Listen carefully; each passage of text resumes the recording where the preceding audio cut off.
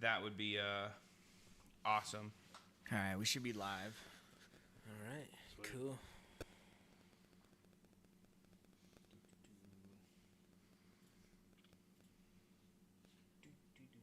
Yeah, it's showing live now on the page.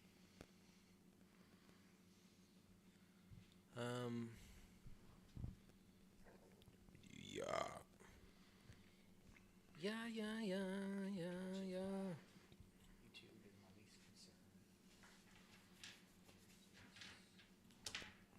Welcome, people of the Twitch sphere. 'Tis I, Zach. If anybody is there in the Twitch sphere, you want to give us a shout, you can hear us. That'd be great. Although I have full confidence you do. We don't hear anything, crickets. Right? Nobody answers. I don't know if anyone's there. It's funny if. Yes. Please clap. Here, who's got it on their phone? Someone I do. play it out loud real fast. Unmute yourself. Just turn it up. Ads. That's okay. We like those. Yeah. Revenue. Unmute. Unmuting the ad. We had one live stream with a bunch of crypto bros.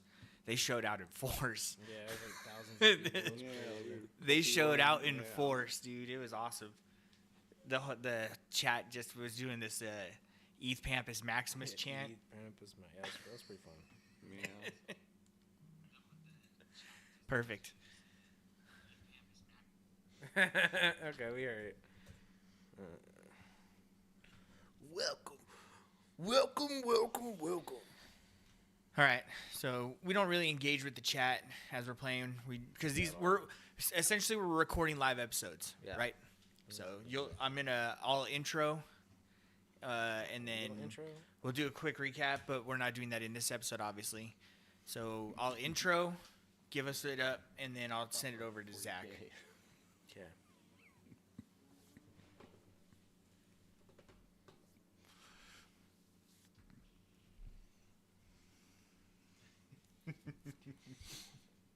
So that could happen to Wolf soon.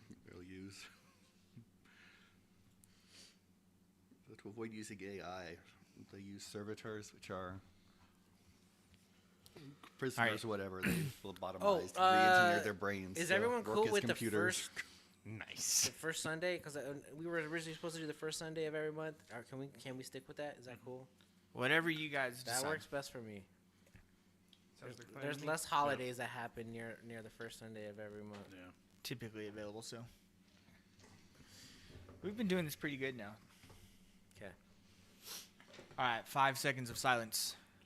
Starting now.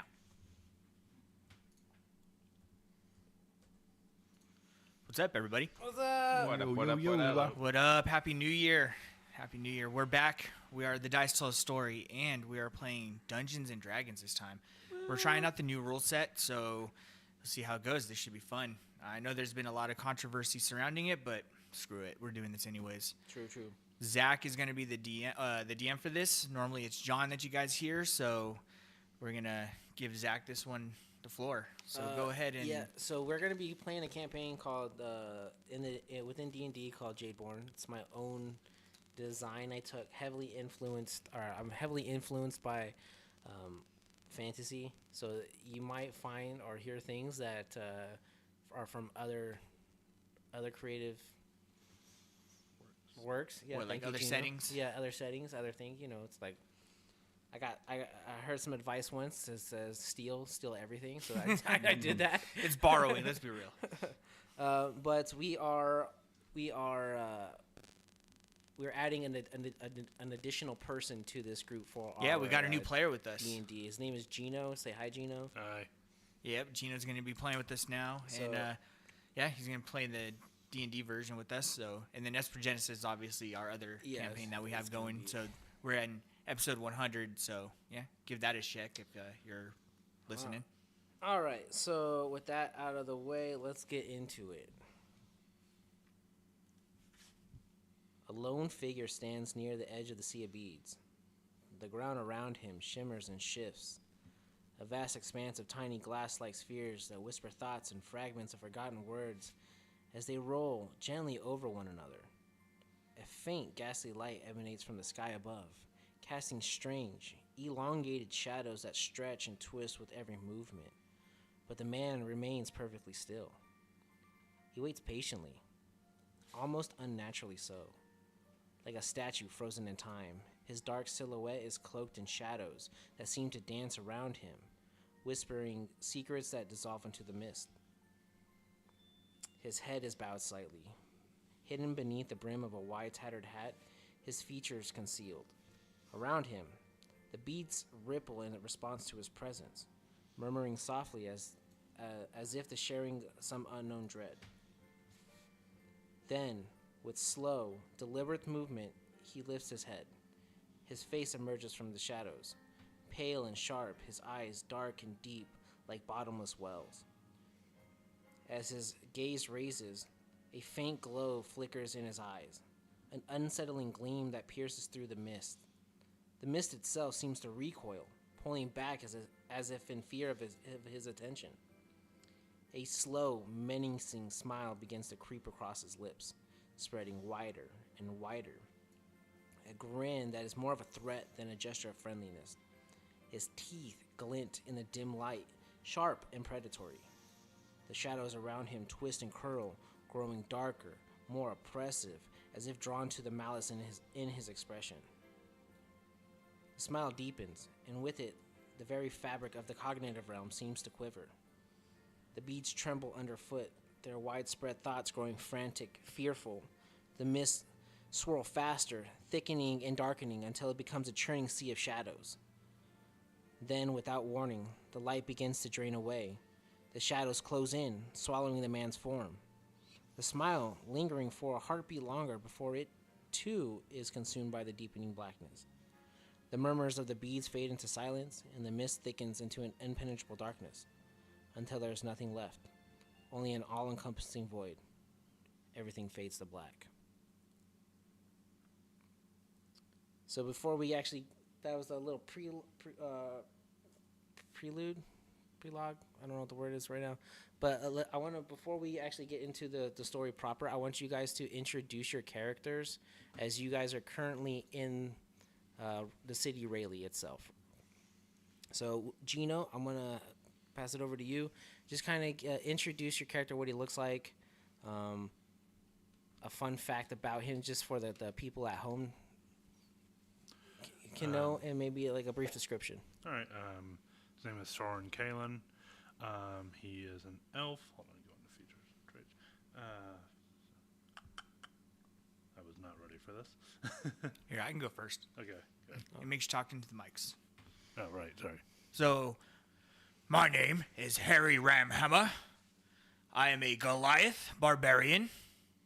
I come from the mountains. I am a champion of the Goliath games. I have a big great axe, and I have a belt that harbors all the championship medals that I have acquired as a youth. Okay. My name is Ryu. I am actually a kitsune, for those of you that know what that is. I'm a wizard, and I hail from a small village, I believe in the north. If I'm not It is to mistaken. the north, yeah. In the north. Very secretive. So there's that. I like books. Okay. Your turn, John. Oh, okay. Grigory Zanova. Gregory? Grigory. Gregory. Go by Grig. Yeah. 6 foot, bronze dragonborn, lean and muscular, with a kind of more wide bearded dragon kind of face. Okay. There's a burn mark on top of his head, kind of lightning pattern going down. Cool. All right. It's from the capital. He used to work there. Okay. Right, what was your character's name? Ryu. Ryu, that's right.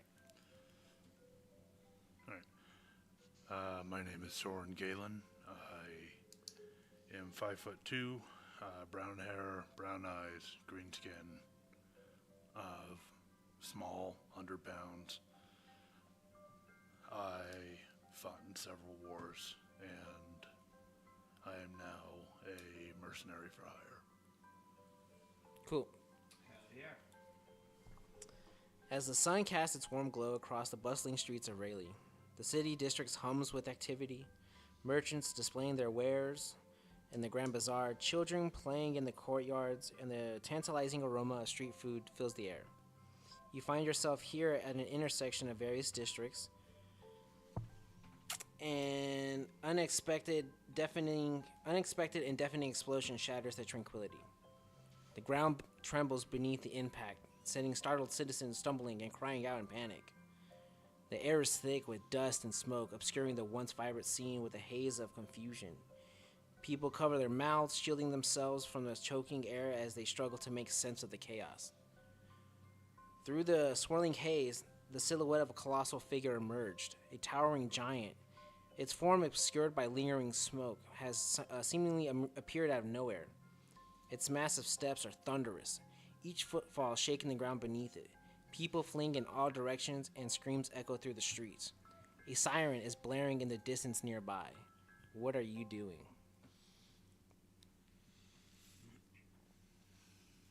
And I'm gonna show you pictures on what's the one. So the first pictures that you guys see there are pictures of the guy standing. And I'm gonna show you what the colossal figure kind of looks like.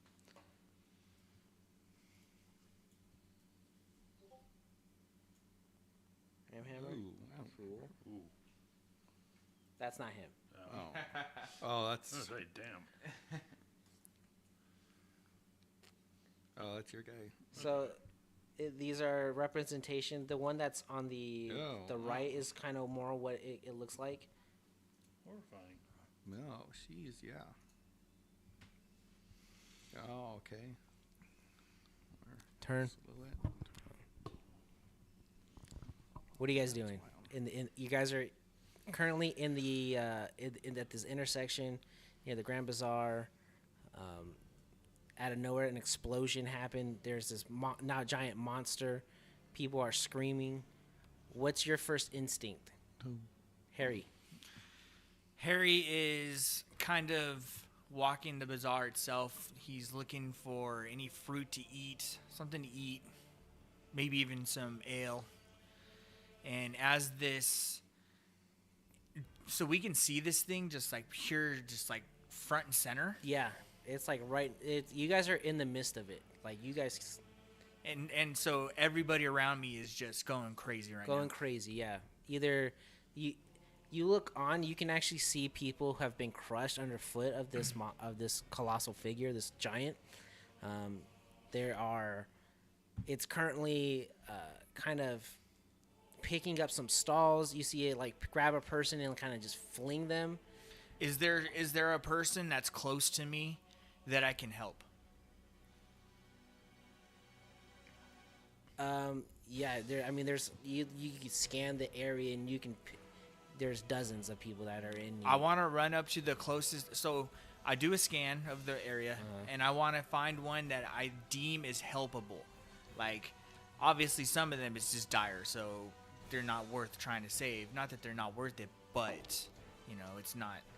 So I want to find somebody that I deem is capable of being saved, and I can try to help them out of the vicinity. Okay? Give me an athletics check as you. Okay, hold on. There's a family sitting in front of you. Okay. Currently in the pathway of this giant, slowly kind of walking towards. This area. How many is there? There's currently 2 people. Small family. It looks like a mother and child. Okay. So I see them. So what are they doing? Cowering, kind of? Yes, cowering. They are 2 tieflings. One has they both are a red tieflings with their horns kind of jetted up, and but the older of the 2. I look past them. Is there somewhere that I can run them to like? There's an alleyway right across the way. I rush over there and I yell, "Ma'am, we gotta go. Ma'am, come on, we gotta go." She frantically grabs her son as. Where are they going? What are you doing? I'm basically gonna run up and I'm gonna grab her. Come on, ma'am! And I kind of like usher her down the alleyway to get her out of harm's way. Okay. And as I get down the alleyway, I look at her and I go, just stay right here. Stay right here. You'll be okay. Yeah. And she's crying as she hunkers down. I go back to the edge of the alleyway. I look left down the pathway, and I want to scan to see if there's anybody else down the road that I can try to get into the alleyways. I mean, there's people running down the streets currently, so like, it's just regular individuals, humans, elves. It's a myriad of people. Okay, so You I look back. I say, okay, I'm gonna go help others. You stay here. Just wait this out. Just get safety. crying. And I run up and down. I run up the street towards this entity. Okay. And I try to usher and throw people either inside structures and buildings, but that's what I'm doing. Okay. Ryu, what are you doing? Ryu is. How long have we been in this city? Like in general? You guys just got here today. Okay. And honestly, it's you might have been roaming the streets for about an hour. Before this was happening, you guys seem to have converged onto this area. Does this city look like it is? Let me show you a picture of the city. Maybe that'll help you. Well, this is kind of. Is this like a pre or post Chicago fire type city? Like, are these buildings all like itty bitty close together, or is this like 12-foot alleyways?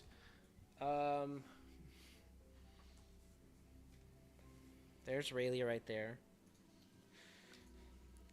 They are it is very compact, but at the same time, it is kind of neat and orderly. Okay. I'm gonna start trying to make like a line of fire to kind of defend what's behind from this creature. Like I'm gonna try and put a line of fire between us and me and the creature. Okay. And I'm just gonna like take little like a candle fire essentially, and I'm gonna use control flames to ignite something that's ignitable near me. Yeah, you see there's a crushed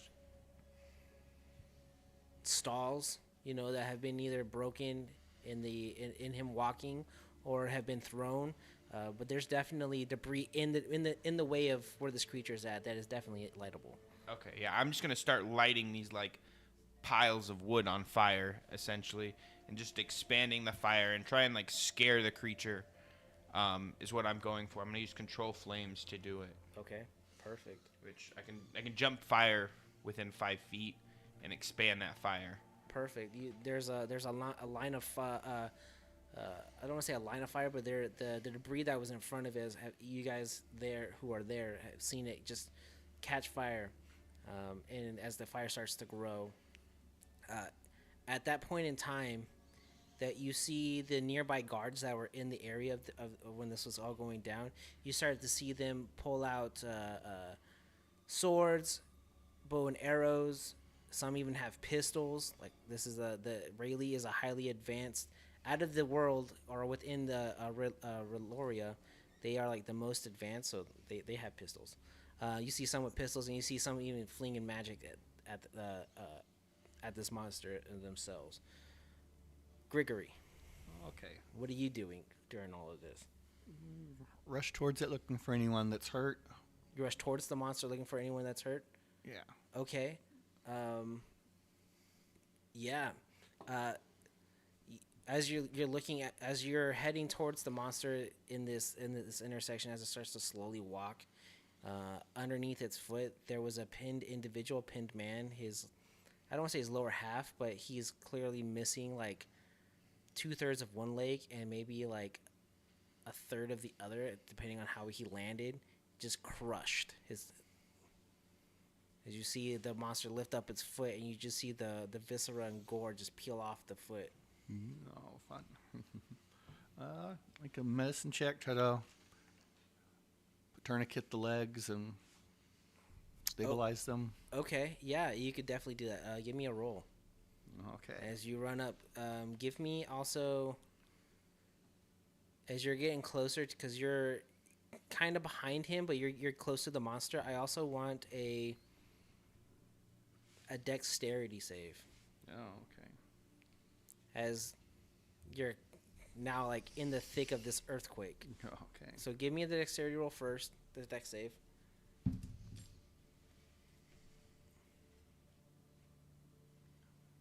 That's a good start.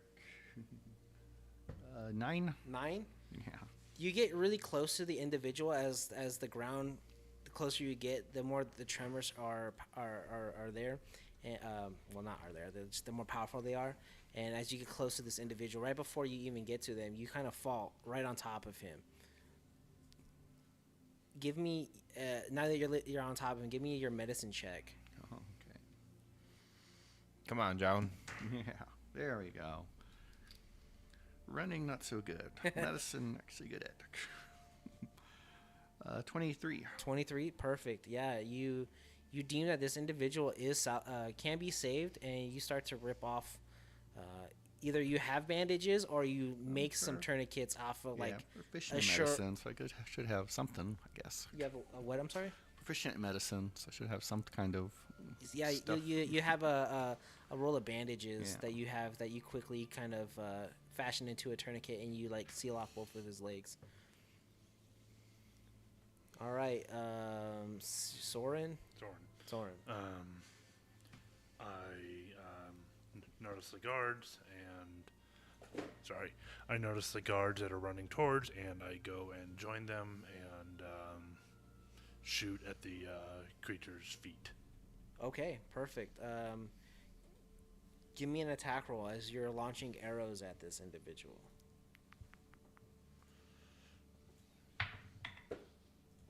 19. Perfect. Yeah, you're. It's close by. It's not like it's far away. You seeing your arrows hit this monstrosity. You don't need to roll damage. Amidst the chaos and destruction, the party burst onto the scene. Your determination to help these individuals to fight back is illuminated by the flickering flames of the shards of light. With quick reflexes and honed instincts, you guys begin to assess the situation and to devise your own individual plan to confront this colossal intruder. Just as the situation starts to seem dire, you hear a resolute clank in the distance of armor, signaled as the city guard, the Moonlit Sentinels, were arriving. Wielding their weapons and shouting orders, the guards formed a defensive line between the giant and the panicked civilians. The air was charged with tension as both sides are prepared for what could only be an inevitable clash. Let's roll initiative. John, can you give me a spelling on your name real fast? Apologize. Grigorory. Ory. Sorry. Huh? O-R-Y? Yeah. Okay.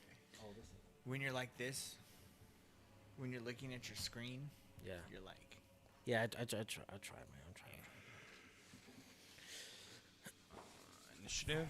Oh, boy. Honey Mad. Not bad. So this whole combat right here is more gonna be more loosey goosey with this combat here. You can be as creative as you want. Does that make sense? sure. All right. Who got 25 to 20? 23. Perfect. Nice, John. Good way to start out. And I have something else cool I can do. 15 to 20. 18. 18. All right. Rolls or go off decks, Chris? Oh, it should be 25. Okay. I have the alert feat. Nice. Oh yeah. I'm a barbarian, so I just run in. Okay. You go first then. Yep. I'm cool. I say we just assume that unless you want to go first. Otherwise, is that fair? Yep, sounds good. What'd you get, That Jimmy? will always give you the opportunity to. What is your dex? 16. Same. And part of the alert feat, you can swap the initiative with one willing ally in the same combat. Oh, really? Yeah. That's I don't know dope. if you're a willing ally at this point, though, so It's true. That is I don't know you. yeah. that is a dope thing to know, though. Yeah. There's a guy down. Man, it's a real shame that John is at the bottom and Chris is at the top. So you see Psych. You should slide your laptop over. Oh. you see like the buildings across from you, or I want to say across from you. I would say that this We'll intersection. be pro before Actually, fucking I have that it's too late. information.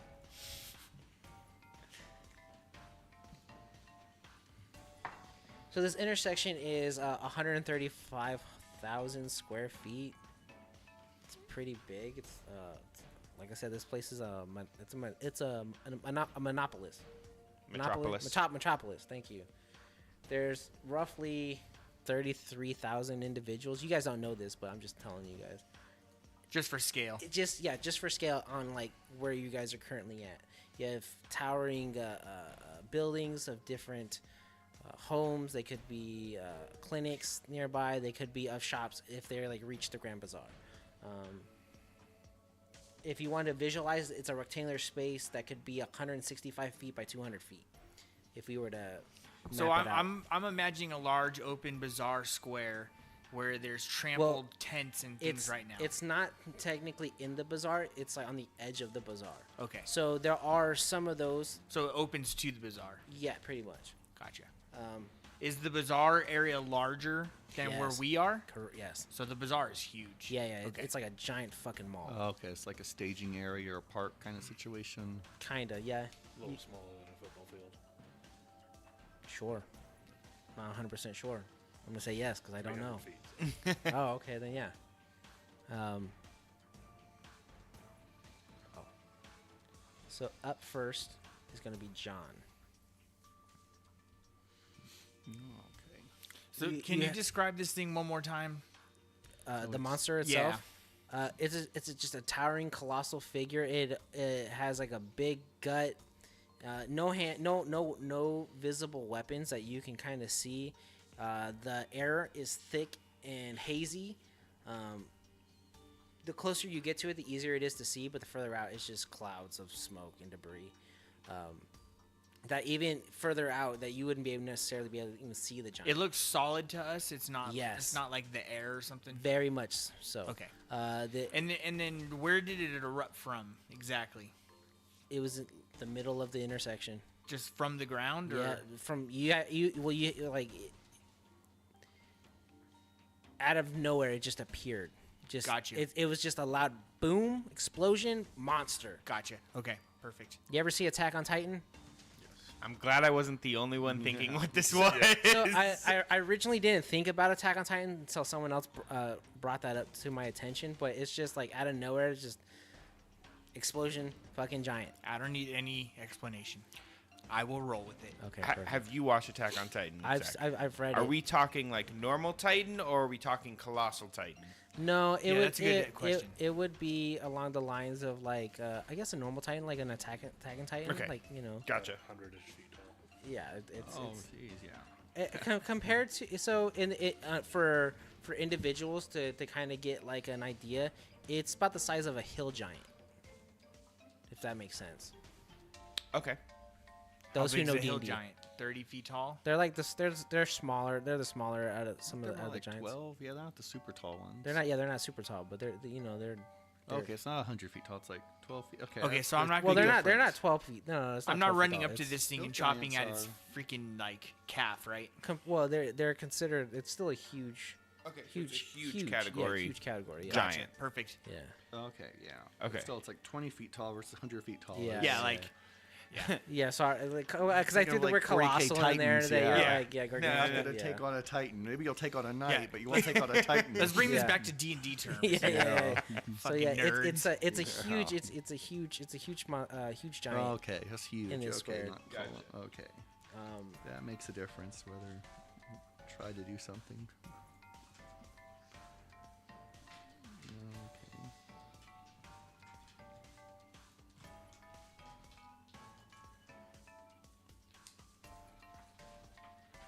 So the guards are currently fighting it? Yeah, they just arrived. You start to see them starting to loose arrows. You hear cracks of firearm fire. You see the bolts of magic being flung at this thing as they're trying to bring it down. Okay. Get within like 30 feet of some of them, 3 of them, Okay. and cast Bless. Just kind of quietly Okay. help them out. Yeah, perfect. Sounds good. Anything else to your? Any kind of cover to get behind? Oh yeah, there's loads Okay, of I'll cover. try I mean, to- things are being crushed, thrown I'll about. try to duck back. You actually, as you run up to them, a piece of building kind of falls right in front, Okay. in front of you. Like it's maybe like within 15 feet. It's a close call, Yeah. but as you cast, you're able to hide behind that debris. Okay.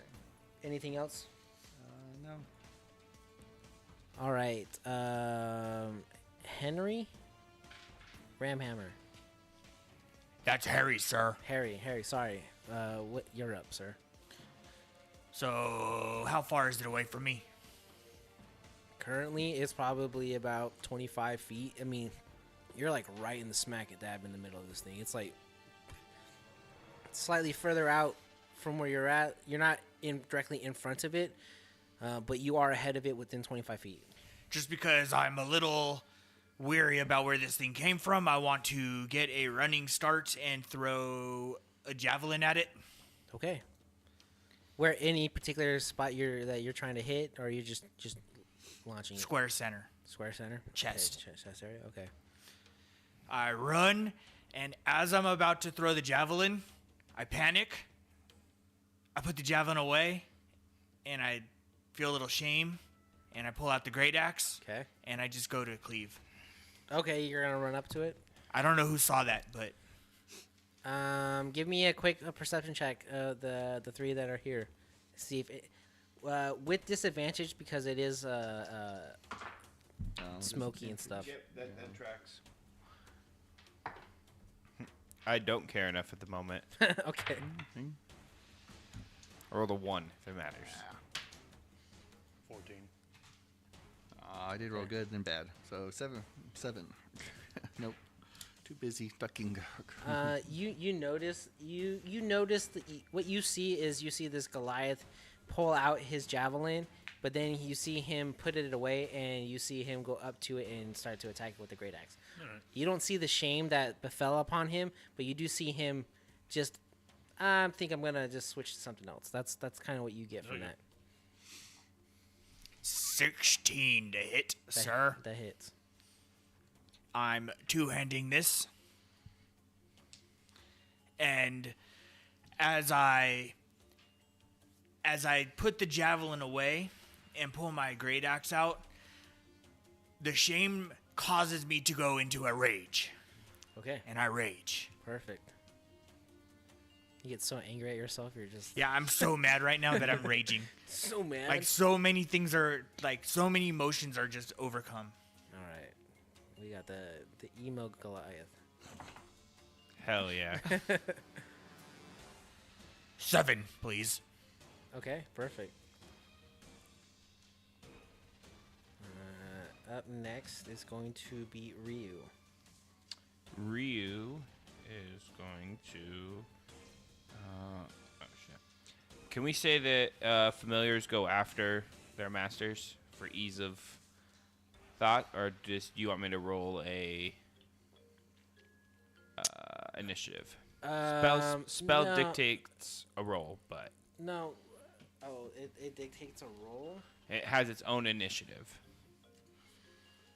We'll keep it easy because I don't want to fucking have to Gotcha. keep track of that shit. It's just after you. But if you forget, you forget. You're good. We're not gonna backtrack. I am going to use my action I'll use a magic action, and I'm gonna go ahead and create a minor illusion of somebody trying to like coax people. I'm trying to get everybody out of this area. That is my perfect. job right now. Okay. So I am taking control of this flames, and I create an image of somebody just guiding people in the safer of the the safer direction. Right. So that's what that image will do. I just see your guy like looking towards, like having his hand out and just like waving towards the moonlit sentinels. Exactly. And then I'll just command Gem to find people and get them out. Okay. That'll be my turn, and then Gem will fly away and go look for people. Okay. Perfect. What is Jim? Gem is a black Tressum. Oh, okay. Ooh, fancy. Yeah. Black kitty cat. That's the flying cat. Yeah. Yep. I'm gonna put anything else for you, sir? Nope. Sereno. Saren? Soren? Saren. Okay. Close enough. Is he human-like, or is he another creature? Are you talking about The giant. the one that you guys? It's bipedal. It's humanish. I mean, it has a face and it has ears. Okay. Would it have the same anatomy-ish of a human? Yeah, I can see. Yeah, why not? Okay. For all purposes that you can see, yeah, it has. Okay. Using my ex-military experience, I would like to short bow into its thigh Okay. to try to hit the femoral artery. Okay.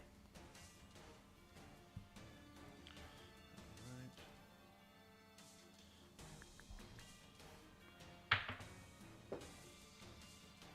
25 to hit. That hits.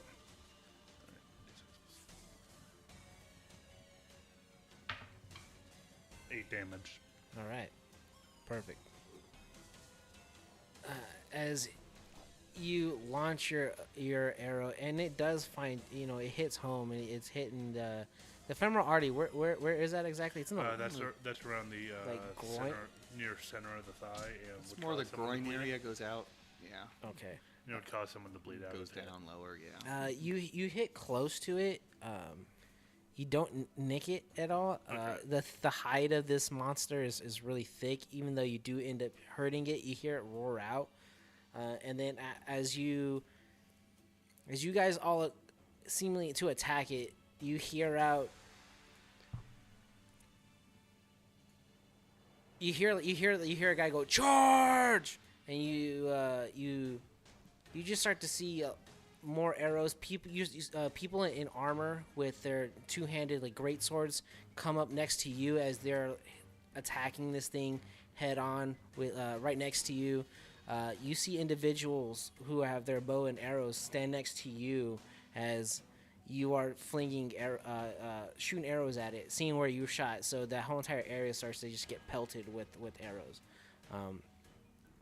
As more and more guards are then pulling people out of the way as they start to encapsulate this monster, trying to semi-trap it so it's being attacked on 3 sides.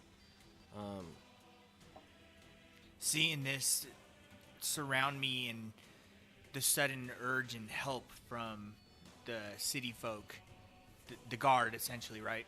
Mhm. I just start hacking away with them, like harder. Arr, arr. You start to see what ends up happening as the monster ends up grabbing on a piece of like building and ends up just chucking at like where the group of individuals where you're currently at as debris ends up raining down on you guys. It ends up missing you, but barely. You get minor scratches, but the people next to you look back and you just see like mangled bodies as like broken bones. You see blood pouring from joints where armor has been met, and as it sweeps its hand further out as a shockwave comes rolling in, it ends up hitting the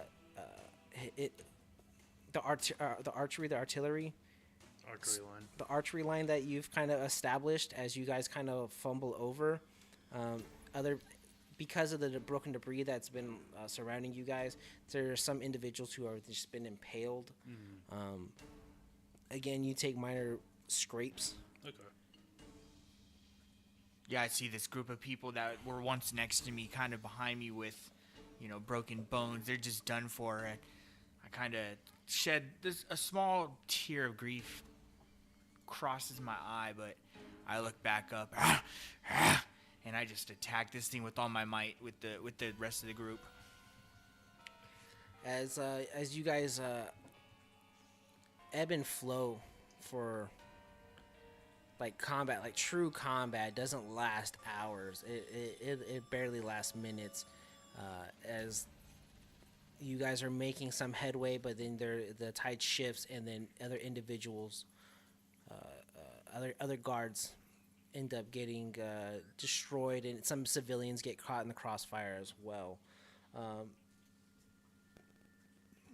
When as things start to look bad for the city, for you guys, as this fight is happening, you see a tiefling woman teleport mid-air as you see her go from mist to solid mass, as you see arrows just kind of fling as she starts to like land.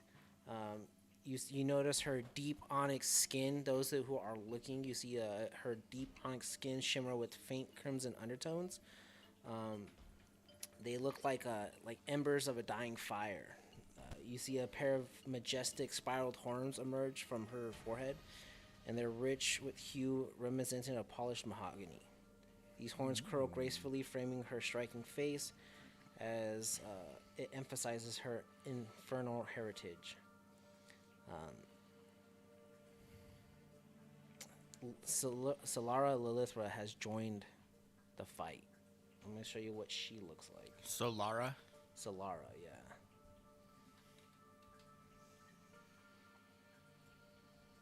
Okay, where the fuck is she at? Probably somewhere. Okay, hold on. It's no biggie.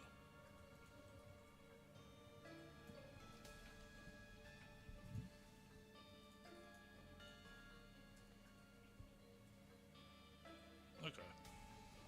Oh, damn. Yeah. So she has curled horns.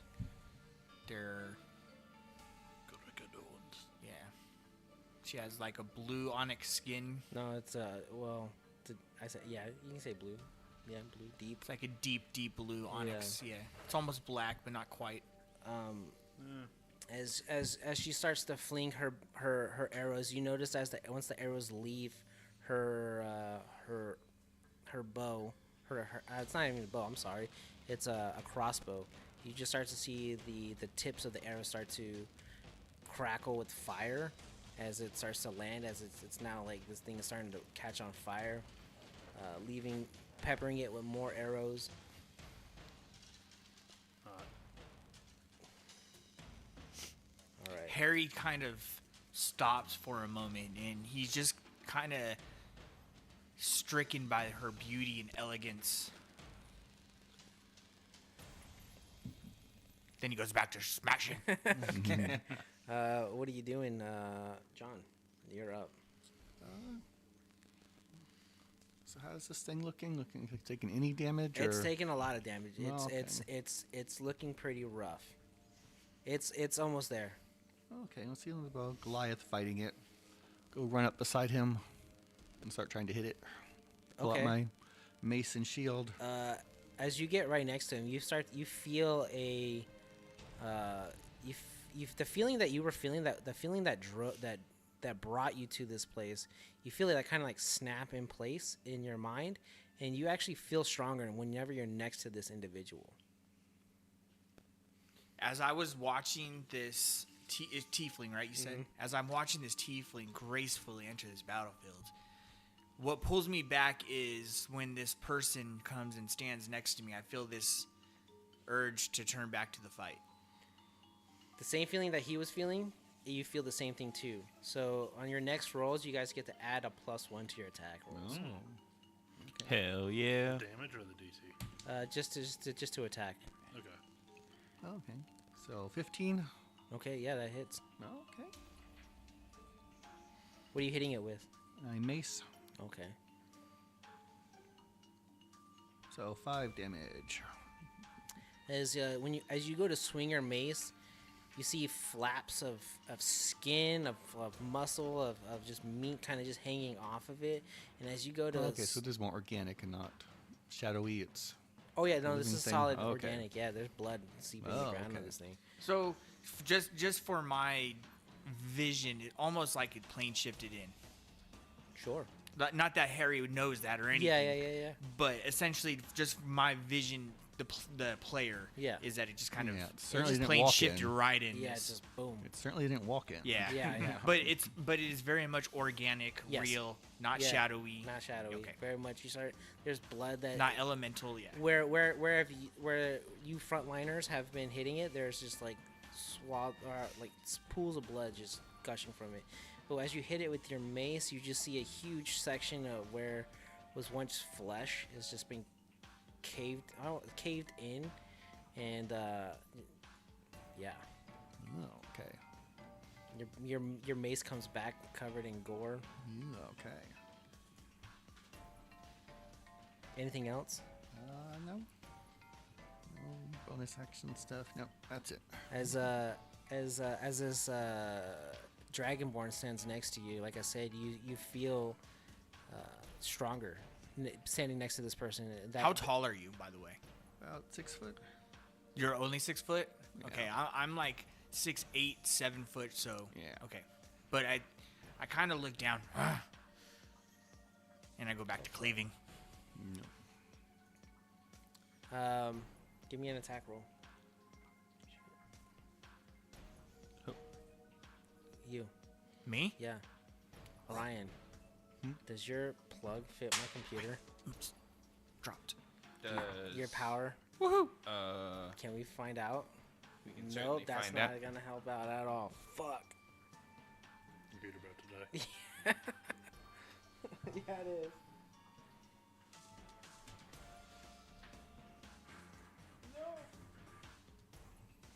This maybe help. No, let's find out.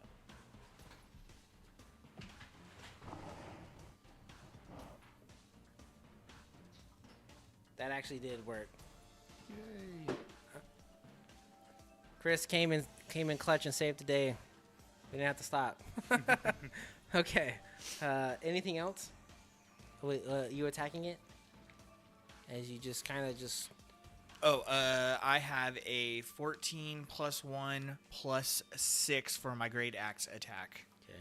Mr. DM, sir. Hits, I'm sure. Yeah, for sure. 4 + 4, 8 points of damage as I come swinging away. I've been kind of picking at like a certain spot, so like, am I starting to notice like some deep cuts? Oh yeah. I would say you're kind of like the lower calf, kind of in that area. As you start to see, well, it's still walking, but it shouldn't be. You know what I mean? As you're starting to see a fucking bone appear where you've been carving at. This thing. Anybody that's around just hears, "I'm not from this city, but you are not welcome here." Ah! Some of the Moonlit Sentinels, they look over and they kind of, like, to themselves and to you, just to no one in particular, they just nodded with appreciation. Chavi is proud somewhere. Anything else? What's going on with you? No. That's it. All right,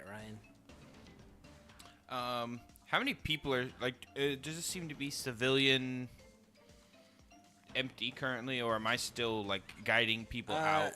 It's gotten pretty empty pretty quick. The people who were on the street are no longer there. They are either hiding off to inside alleys, or have been pulled into buildings for safety. Okay.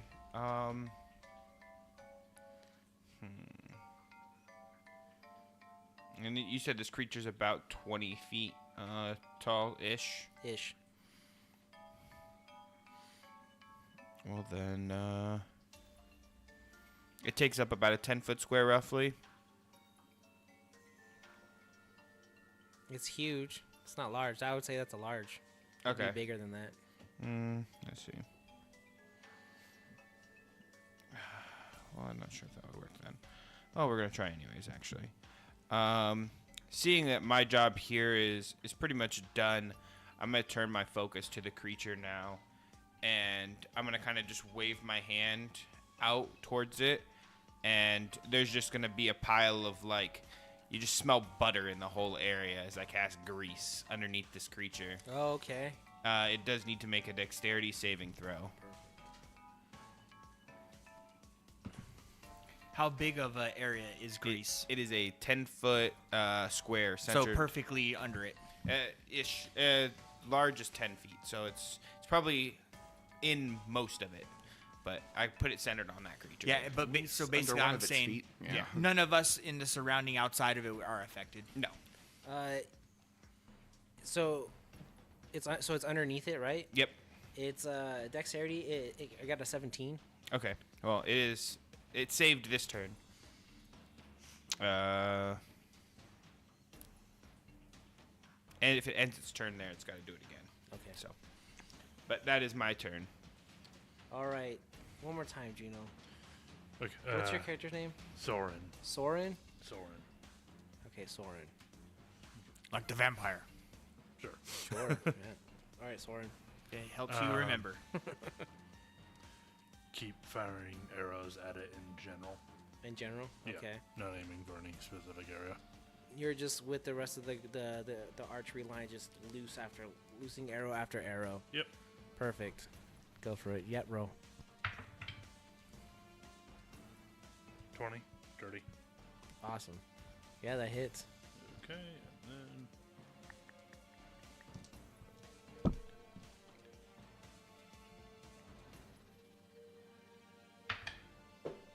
Five damage. Okay. How much? 5 damage? 5, yeah.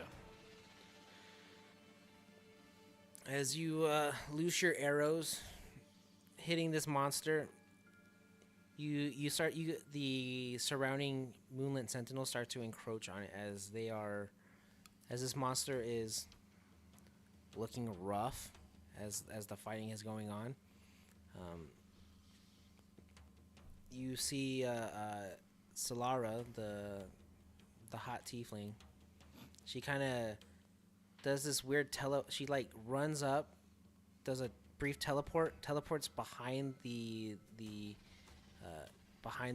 giant where you have been working on that leg, and seeing the other tendons in it, you see her strike it with her I want to say a rapier.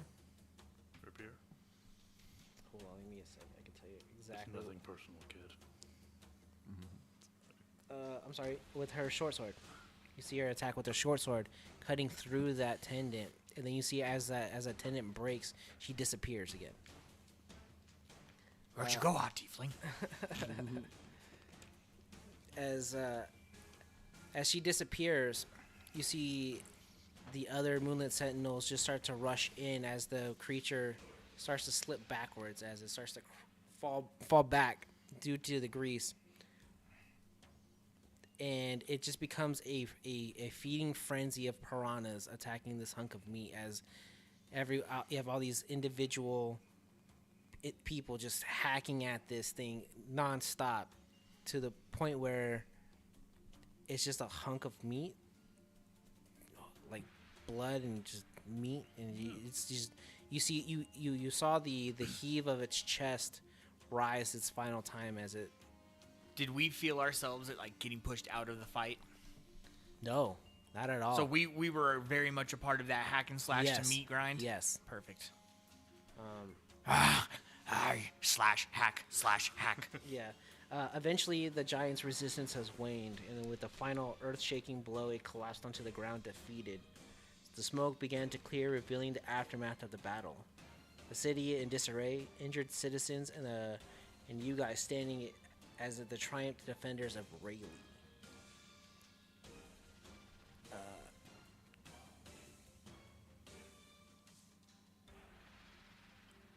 As the dust settles, a figure of a woman emerged from the crowd, clad in practical yet worn leathers. She exudes an air of determination that seemed to have withstood the test of time. making her way to you guys. Specifically, you two, since you guys are the only ones that are currently together. She comes up to you guys. That was one hell of a fight, wouldn't you say? This is the tiefling? Yep. Yeah, fight, yeah. and Harry's just like overcome with like he's blushing like very visibly. Nice. You don't need to worry about being modest, love. As she sticks out her hand. Modest. I put my giant hand out towards her. The name's Solara. Nice to meet you. Harry Ramhammer. It's a great, strong name. And you, sir? Gregory.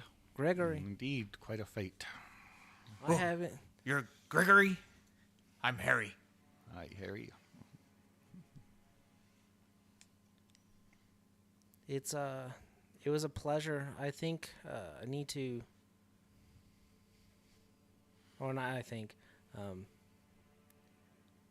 Do you guys know what was happening here? I was happened to pass by when I saw this monster, this giant come out of nowhere.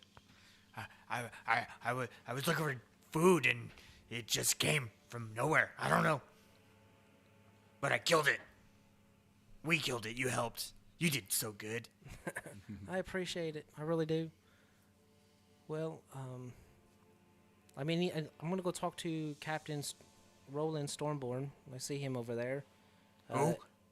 She points over, and you see his armor is more ornate. He has medals on him. He has like red short hair, kind of like a red mustache. It's very proper. He's the captain of the Moonlit Sentinels. He's the one who led the charge here. I'll show you a picture of what he looks like.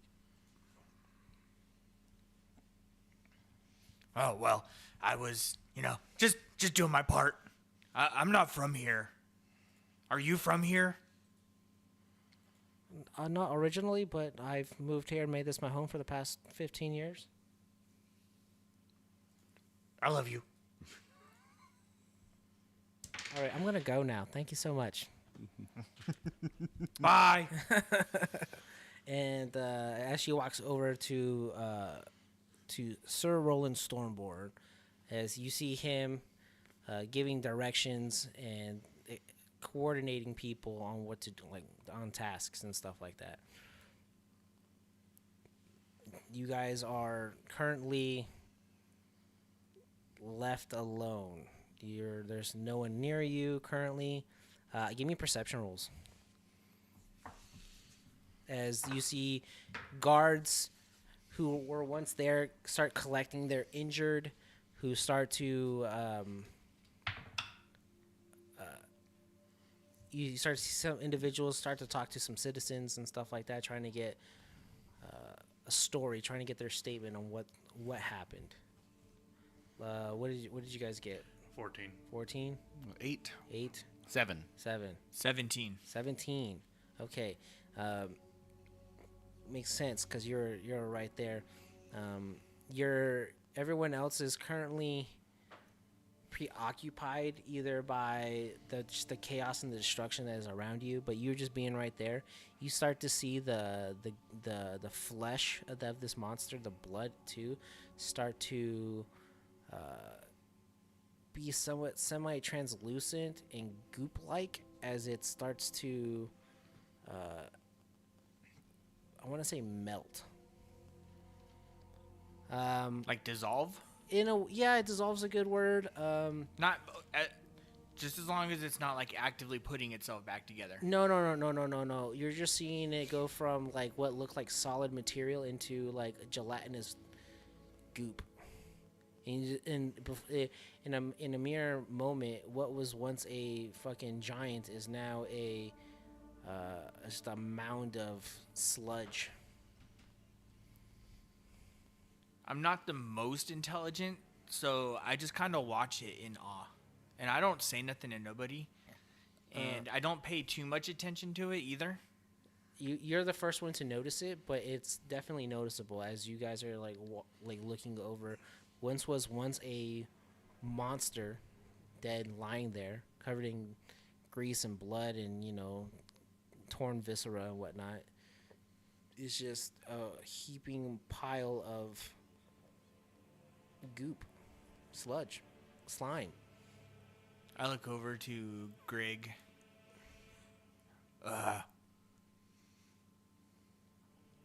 Did you see what that thing turned into? It's turning into something. Yeah. What's that Curious. something? I have no clue. Should I eat it? Definitely not. Are you sure? Maybe I'll get a taste. It seems unwise. But would we figure it out? It's only unwise for a few seconds. The other two who are not currently with the two of you that bond that kind of led you here, you feel it stronger coming in the direction of those two. Well, maybe I'll eat it later, but, you make me feel weird. Yes, I've noticed that. I feel that way as well. Let me clarify. It's more like you make me feel a little stronger, actually. Maybe I need to eat you. I'm just kidding. Yeah. I'm just kidding. I don't eat Would people. also be very unwise. Why? Do you taste bad? Let's go with that. Fair. Do you feel a little more powerful? Like somebody's... And I look back and I see who's walking up. Currently, Yeah, which one of you is walking up? I'll be walking up. You're walking up? Yeah. Somebody's coming. And I look back. Oh! You make me feel special too. Okay. Who are you? I am Zoran. Who are you? I'm Harry. Nice to meet you. Nice to meet you. Oh, I feel pretty good, actually. Kind of take a couple steps back from this weird guy. as you take a couple steps back, that feeling that you were feeling, that strength that that being around him, seems to dim.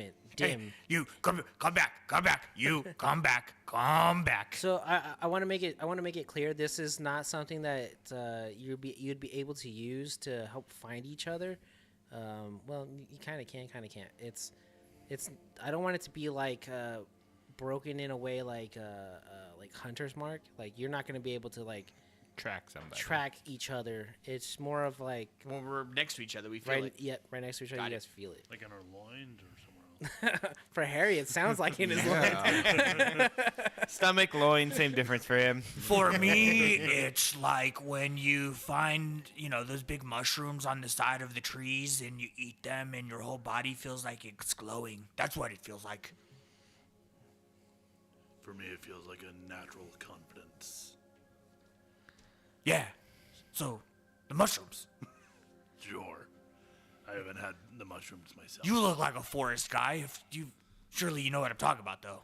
I eat the right mushrooms. Yeah, the right ones. Exactly. If that's what you consider them. Well, did you die? No, Then they're the right ones. must be. Well, did you die? I did not. I am here. Exactly. So they were the right ones. They were. Anyways, you. How big are you? He's 6 foot. Yeah, kind of lean and muscular. Oh yeah, you're 6 foot tall. Where are you from? I don't see your kind ever. There are a few of us around from here. From here? Where's here? The city. This place? Yeah, I'm not from here. I can tell. Do you have a house? You rent. Yeah, definitely. Kind of. It's a house. Do I have a sleepover? Built a fort?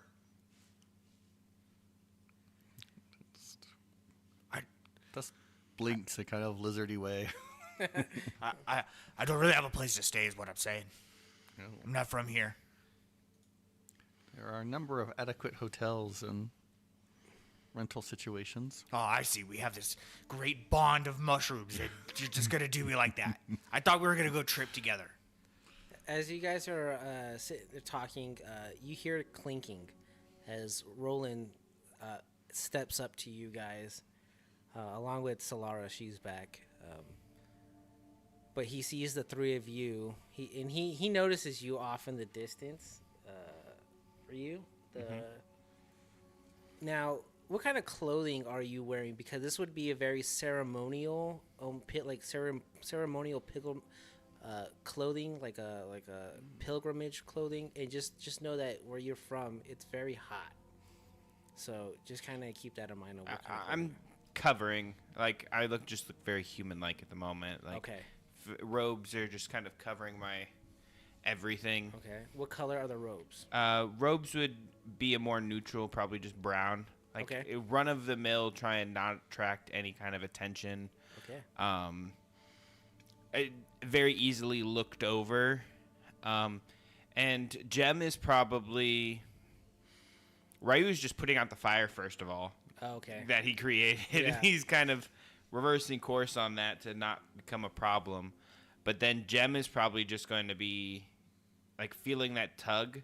Jem is probably just going to slowly move towards them, not really caring whether they notice her or not, but just moving towards them and just reporting in on what is being talked about. All right. We're gonna call it right there.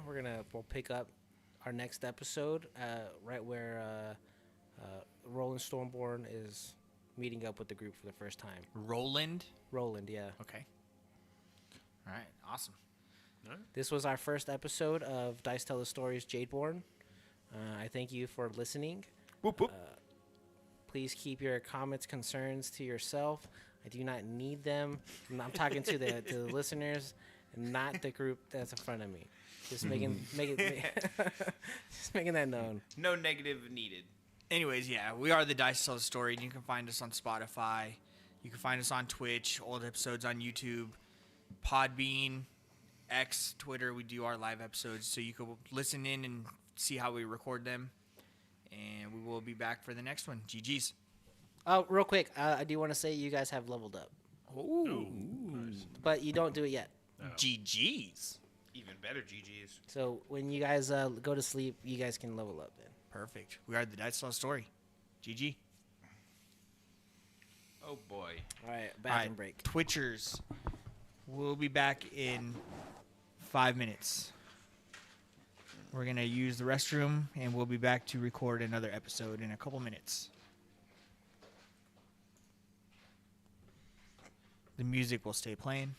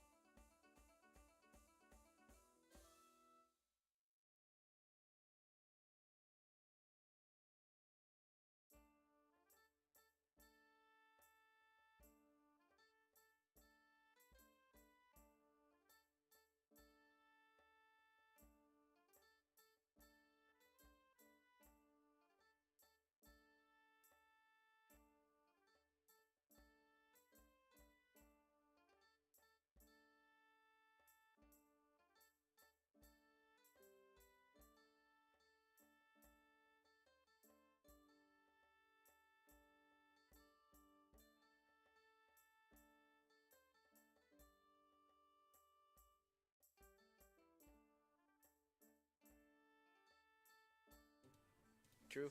Like kids change a lot in that Mhm. teenage years, going Yeah. from teen to adult. You could cast someone else that looks kind of similar enough to buy it. Well, you gotta understand when it came to The Walking Dead, the comic, I think that it takes place like in an 8-month span, and then they have the huge jump right in there. It's like a span of years. Yeah. I would We're hate that. back, unmuted. So, yeah, slide yourself over just a little. Try to slide the whole base, I'd say. Yeah, That works. Yeah, slide the mic that way. Yeah. there you go. Yeah, slide it versus yourself. Yeah, you were good. I'm definitely gonna just be cognizant for this one, but I'm definitely gonna set you up another mic. That way you I'm can gonna look. try. I'm gonna try to be. I mean, shit, dude, I could do it in like 2 seconds. Do you want this back for right now? Okay, never mind. I'm gonna need that back in a few. Well, let me continue charging while you're.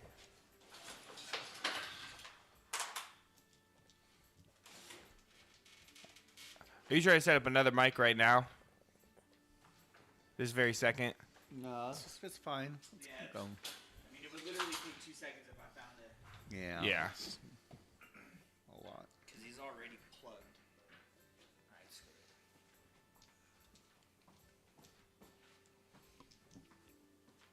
I'll get it set up for next time. Here. I'm already down to 20. So one thing I don't like about laptops. The battery dies so bad, like, Yeah, like it's like, oh yeah, I've got 4 hours, cool, and then like you look at it 20 minutes later, and it's all like, you have 10 minutes left. So like, what the fuck happened to my other 3 hours? right? Well, it's 3 hours at minimal use, at resting use. Have Actually you turn anything on. have you tried the D&D Beyond Encounter Builder yet, Zach? Yeah, I have. It's pretty good for pictures and stuff. So, when you're pre-session, you have a group of pictures you want to do, you upload them to the D&D Beyond Encounter Builder. And Are you then talking about would the just, map? You would just click it. Yeah, the maps. Oh, You just okay. add it to the maps, and then you can just click it. They're all there, and you just click the slideshow. In that scenario, I would suggest you two bring laptops. Yeah, I need to. I have to imagine your PC strong enough. I like the Discord. I like putting my pictures on there. I can, however, I like it. link D&D Beyond to the see. stream. Okay. And whatever you put up, then I can then link it, and anybody who happens to be watching would be They able can to see it too. it. Okay. Yeah, like there's a lot of ways we can definitely elevate. Gotcha. Because right now I have a bunch of generic, just D&D background pictures going. All right, let's All right, episode 2. I gotta delete some of these. Yeah, on to episode 2. Okay, and don't feel compelled at 1 hour on the dot. I just felt like we were in a good spot, my friend. Perfect. I like that Maps is out of alpha. That's big. It's Maps is. Have you used it yet, Ryan? I used it when it was in alpha. I haven't used it yet, but The Maps is. It's essentially the reason I bought that PC behind you. launch game. It's literally the reason that led me to buy that, Maps. because this wasn't strong enough to push out Maps, Maps. Stream, Sirenscape, all the shit I'm trying to do at once. So I bought that.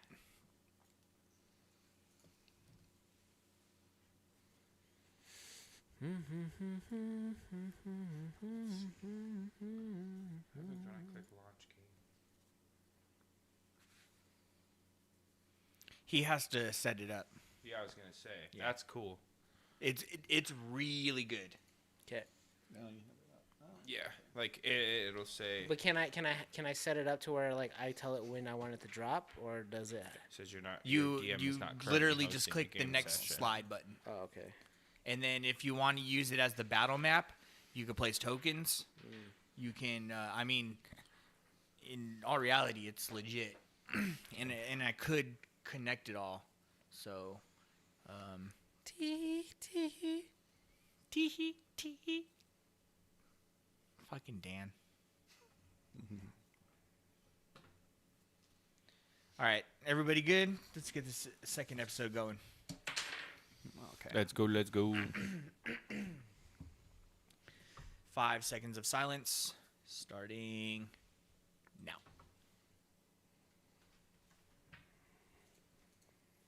What's up, everybody? What up? What up? What up? Yo. What up? Whoa, why- We are back. It looks big because it's stretched, my friend. Okay. So we are back. We are the Dice Tell a Story. And if you are a listener at all, then you know we always have funny things going on when we start the stream. And it caught Zach's eye this time. But no, we are good. We are good to go. And we are playing Dungeons and Dragons. We're playing with the new rule set. And so far, so good. I think everybody at the table enjoyed the first episode so far in playing it. This is the campaign that Zach is running. So I'm going to just hand it right on over to Zach, and he's going to give a quick recap. I'm not the player now. My players. What happened last time? Give me a recap. So you were introduced to Harry Ramhammer, and he hacks and slashes, and fell in love. It's very intense. His emotions are intense for sure. We fought a big giant guy. We set fire to the town. Well, Part Ryu, of it. Ryu sent fire to the town. Yeah, we didn't really make a big thing of that. Your job, Yeah, Your way I of was helping really. is setting fires. That's interesting. Hey, it was create a barrier. I created a barrier. People saw the fire and ran in the direction they were supposed to. At least hopefully. We got arrow shot at the big giant guy. The big giant guy went down. What was it, by the way? Like, What was what? do we even know what type of creature it would have been? What kind? It looked like a Well, giant. for the listener, what would it be? like, for like what was it? Stats No. based off of? No. Like, What was it? what was it? It was a giant. Just it was a giant, an actual giant? Yeah, it's a Gotcha. giant. Okay. But turned into goop? Yeah. Yeah. Yeah, so we killed the giant with the help of the city guard, and The Moonlit essentially it Sentinels. turned into some like goop. Like Yeah. it went from an organic compound material to Goo. which is interesting. And the three of you guys are about to be talked to by the night captain. Yeah, and so we left off with the night captain walking up The to Moonlit Sentinel. the- He's the captain of the Moonlit Sentinels. the captain of the Moonlight Sentinel. I appreciate what you just did there because that's a chavvy thing. And right now it's Harry, Soren, and Grig who are together.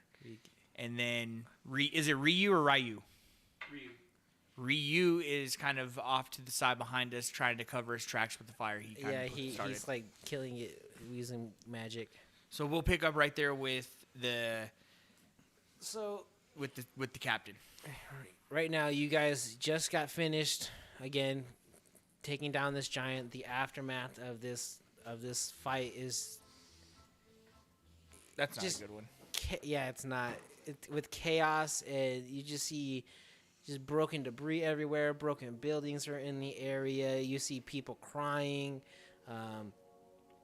There's soldiers, the city guard, the Moonlit Sentinels. You see they kind of put in a row all the ones that have died. They are kind of doing some field medical field triage Yeah. type of thing going on right now.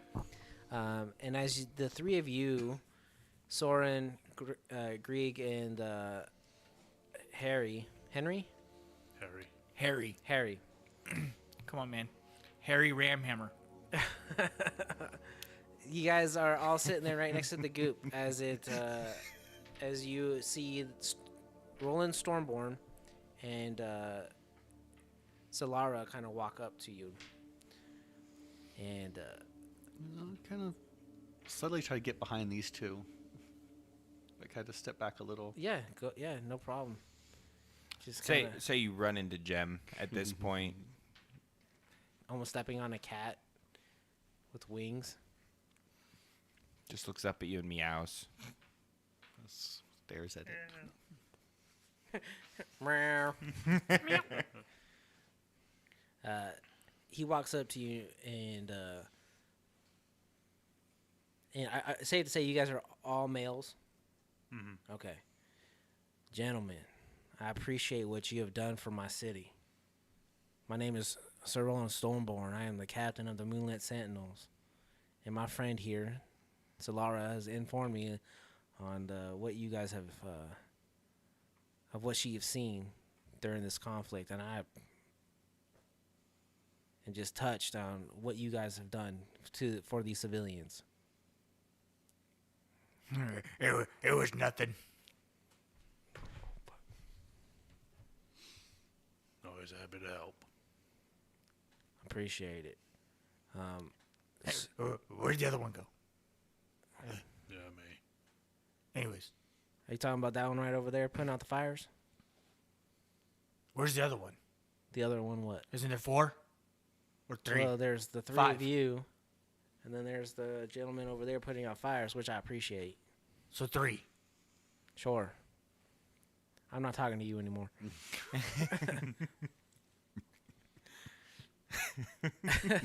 I feel like that's gonna be a recurring theme. Hey, do you guys just see Harry just counting each person around him on his fingers? If you need medical attention, please go head over that way, and they can sort you out. I'm good. I'm fine. So 1, 2, I 4. Fuck. 1, 2. you see he's just rolling, like put his hand in it over his eyes as he starts to rub his temples. As I say that with my hand over my face.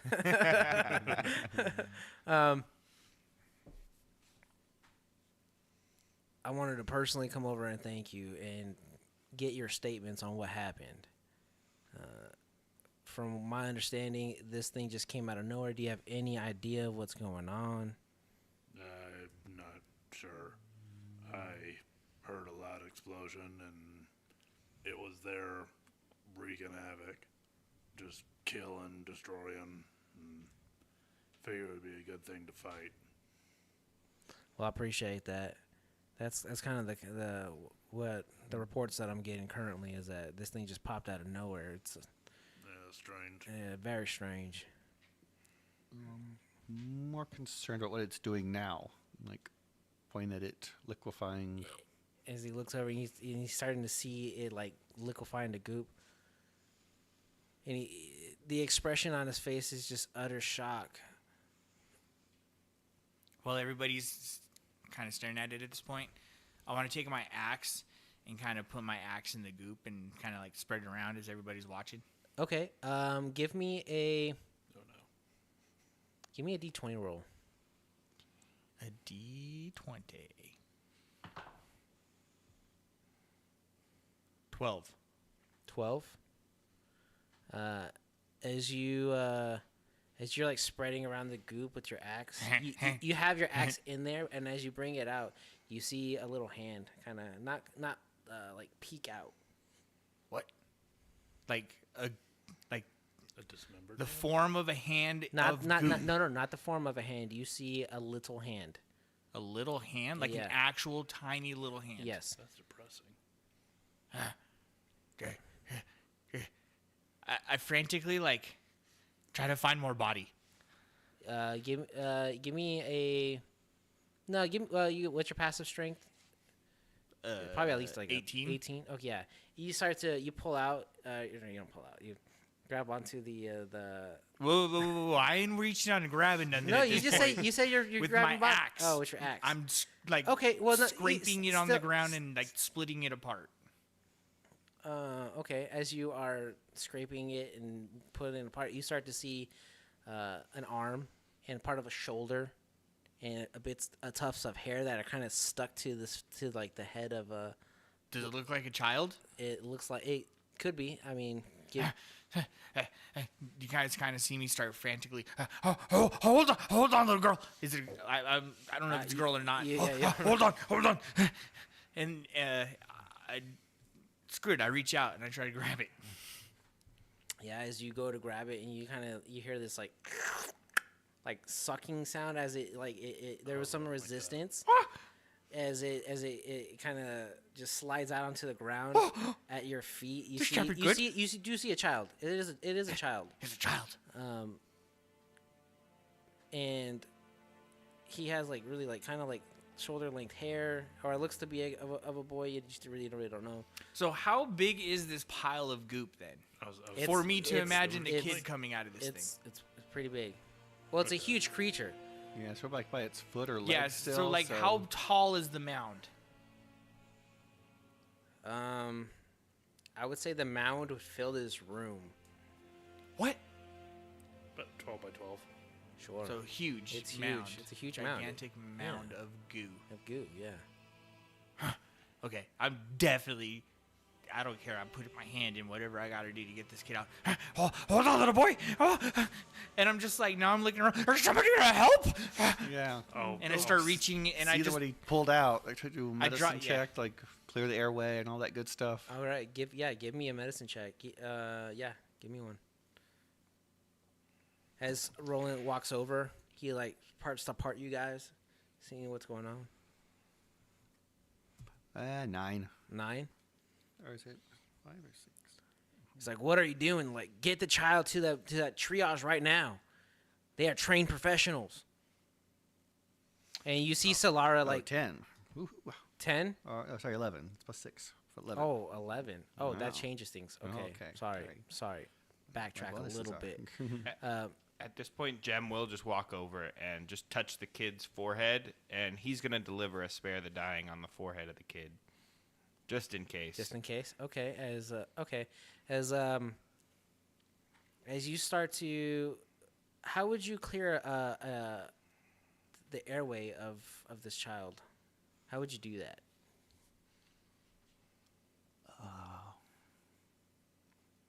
I remember my first aid training. You get your head back and that's CPR. Put your fingers in there, try to scoop it out. Yeah, Okay. just check it. Yeah.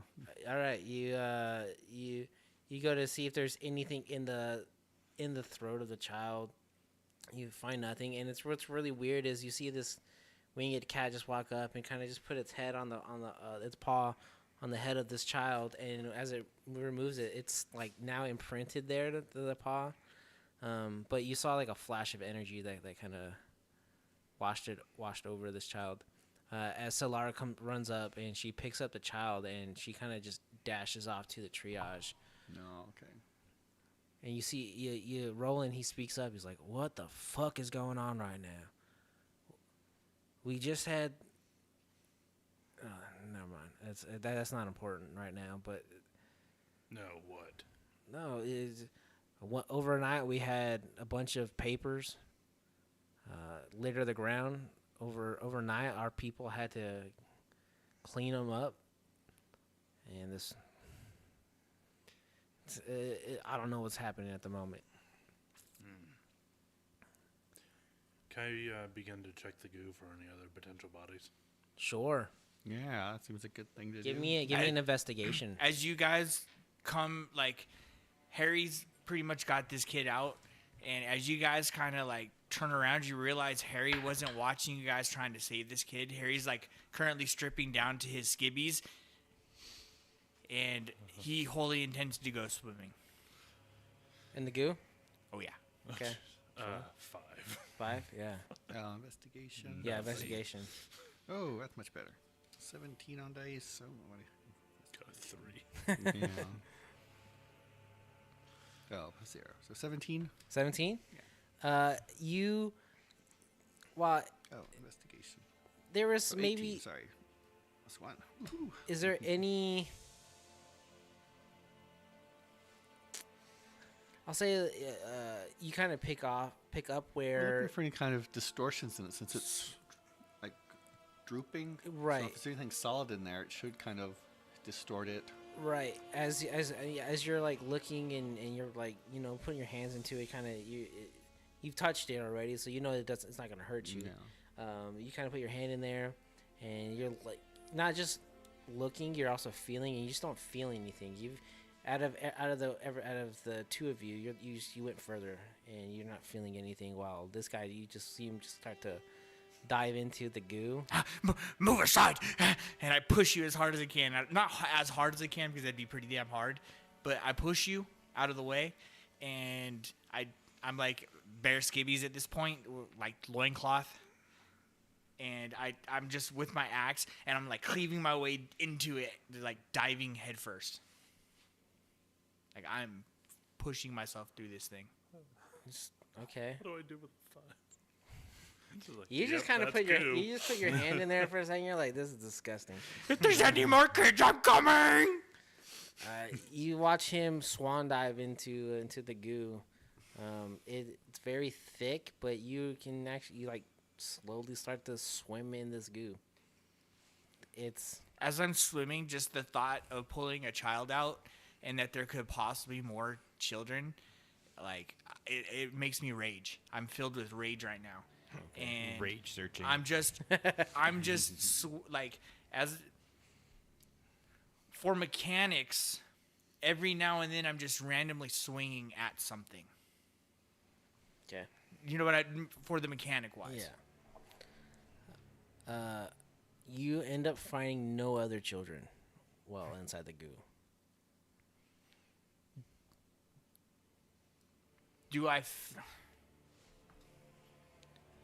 Can I do maybe a wisdom for maybe just like I've searched every square inch I could possibly search? You can give me a survival. Good enough. Ooh. Dirty 20. Yeah, like I said, there are no other kids that you're. So I feel satisfied. Yeah. You did everything you can to. For anybody watching, they just see me like completely carve a new hole out of like the side of this entity. Just. I didn't find any more. You give me perception checks. Everyone, because you're now out of the goo. I want everyone to give me a perception check. Jesus Christ. Dude, I am rolling hot. At this point, is the fire out? Have I put the? Yeah. Let's say you use. I put it out 5 foot cubes at a time. Oh yeah. At this point, I'll just kind of walk over and just kind of look at the group and what they appear to be doing. Okay. What did you get for your perception? 3. Okay. 16. Okay. Sorry, 4. What'd you get? Natural 1, bring me up to a 5. Okay. 17. 17. And you got what again? 16. 16. Okay. You two, as everyone's talking, the Roland Stormborn's kind of he's in shock seeing you guys just haphazardly just walk into this unknown substance. There is a cry as you hear a woman, "Where's my baby? My son?" As where did he go? He was just right here. And you see the woman tiefling that you saved earlier, who was with her son. Is the kid that I pulled out her son? No. There. How could it be her son if you saved the son and the mother while there was a giant attack? This thing popped out of nowhere. How the Was hell kid would I human? know? Huh? Was that kid pulled out human?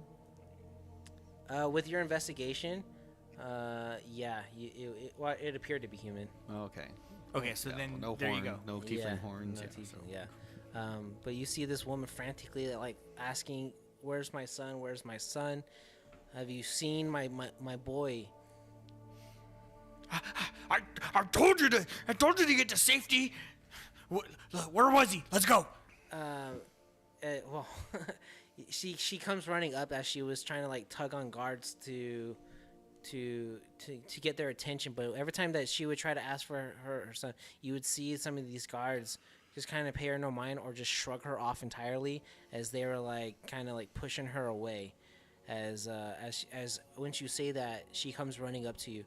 "He was right here. He was in the alleyway with me where you dropped us off, and then there was just so many people that for a second, we got split up and I can't find him. If there's any guards that are kind of like trying to restrain her, I just like. No, not restrained, not restrained. Well, you know how like she's trying to brush past him. If they were trying to reach out or something, I just stop you, ma'am. Show me where your kid was. Let's go back. She brings you back to the alleyway where you dropped, where you had him like stay in safety, and we were right here, and we were huddling down, and then there was an influx of people, and we just got separated, and when that happened, he was just gone. Miz, I have a question for you. Are you certain you saw your son before the giant appeared? I can answer that. Or after, I should say. Well, That's a good question, ma'am. no, I have not seen my son since after the giant attack. No, my son is missing. My son is missing. So he went missing, then the giant appeared? No. The giant attacked, and in the chaos, he went missing. My son is missing. Are you 100%? Well, I don't see the kid. So yeah. Listen, man, we'll find him. And I get on all fours and I start sniffing the ground. I want her to do a perception check, please. Okay. Yeah, give me a perception check. Perfect. Can I see if she's lying for... Insight. 6. Oh, I'm sorry. No, give me an insight. 6. There's so much smoke and dust in the air that any sense of smell that you're trying to pick up is just being clogged by just that overwhelming wood-burning smoke smell and just the dust. I don't smell him anywhere, ma'am. He's gone. With a poof, maybe. 8. 8. She appears to be telling the truth. All your for your knowledge. How does the captain seem to be responding to her? To what? To her when she was coming up to Harry. What was the captain's response? Because he was still near us, right? Right. Very concerned. He had a very concerned demeanor, air about him. As you guys are talking to her, he kind of like runs up behind you guys and he's like, "Ma'am, I'm sorry this happened to your son. It's like the Moonlit Sentinels will do everything we can to find your kid. That's kind of what we do. Actually." I stand up and I kind of lean in and sniff him a little bit. Did you take his kid? Sir, I take offense to that. I would never, ever. What are you fencing in? I'm sorry, what? You said you take offense to it. So I what did you fence in? It means that I'm upset at the words that you're saying right now. That makes no sense. Don't need you're this woman just lost her son. I know, and I'm trying to find him, and I'm making sure that you're not the culprit. I'm not the culprit. That's exactly what the culprit would say. Sir, can we be serious right now? This This is wholly serious. This woman just lost There's a her missing son. child, and you come running about a culprit.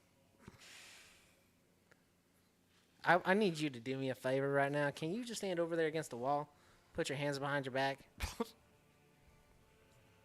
Like when I was you a have kid. the right to remain silent. Anything you say. Like mom and dad made me do when I was bad. Exactly. You go in the corner. Uh-huh. You are. I'm about to arrest you if you do not contain yourself. Okay. I walk over to the corner. All right. Now that the adults can talk, man, can you remember anything that during the disappearance of your son? Did anything strike out at you? And you see her thinking, and she has. She kind of like thinks back. in this frantic state, but she speaks up. She goes, you know, there was this individual that had a weird air about him that just looked weird. But I paid him no mind as he was passing through. But I honestly have no idea if I don't know. But please, can you help me? And she's like, as she looks to the guards, it's like, no offense, but guards don't seem to like me. She turns to you, can you find my son? Please, I will pay you. Can you please describe him for us? Harry yells back, I like you! He's about yay high, with red hair, or not red hair, with red skin. He has horns are kind of like mine. They jut up. His name is Malachi. He was last wearing a green shirt with like brown pants. I'm assuming that doesn't at all match what the kid in the goo was. Okay. Not at all. I think maybe we should head home and see if he's gone there first, and we'll keep looking. Roland Stormborn speaks. So that's a good idea. I think you should do that, ma'am. If there's any questions or concerns, I will definitely get word to you as soon as possible. If you can just step over here, and I'll get your contact info and make sure we get everything squared away. We will find your son. But he turns to you guys. Where are you guys staying at? You guys don't seem like No, you don't look like you're from here. You don't look like you're from here. You kind of look familiar, but like, where are you guys staying at? You guys have a place where you are currently staying at? I was just gonna find a tree to sleep in. Look, this is what I can do for you. Go to the Radiance Rest in the Grand Bazaar. It's one of the nicer taverns in the Grand Bazaar. You just let them know that Roland Stormborn has sent you. They'll hook you up with a room for like 3 days. And they'll treat you right there. It's very kind. Thank you. You're welcome. But as you can see, we're dealing with a lot right now. Is there any way that I can commission you guys to look for this boy? Seems like Yeah. a reasonable request. I'm up for the task. Great. Yes, let us do this. All right. Harry, you have no choice. We're bringing you with. Huh? Can I come out of the corner now? Does he need a leash?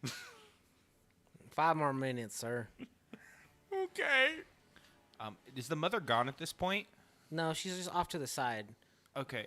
When she leaves, Jem is gonna like follow her from like 150 feet-ish in the air. Okay. Like Jem is gonna keep an eye on her and know where she lives and just see if this story checks out as far as like everything goes. Okay. No problem. Look, I got a lot of work I need to do, especially right now. Like I said, head over there, talk to the innkeeper. She's really nice. She's a nice person. Her name is let's go computer.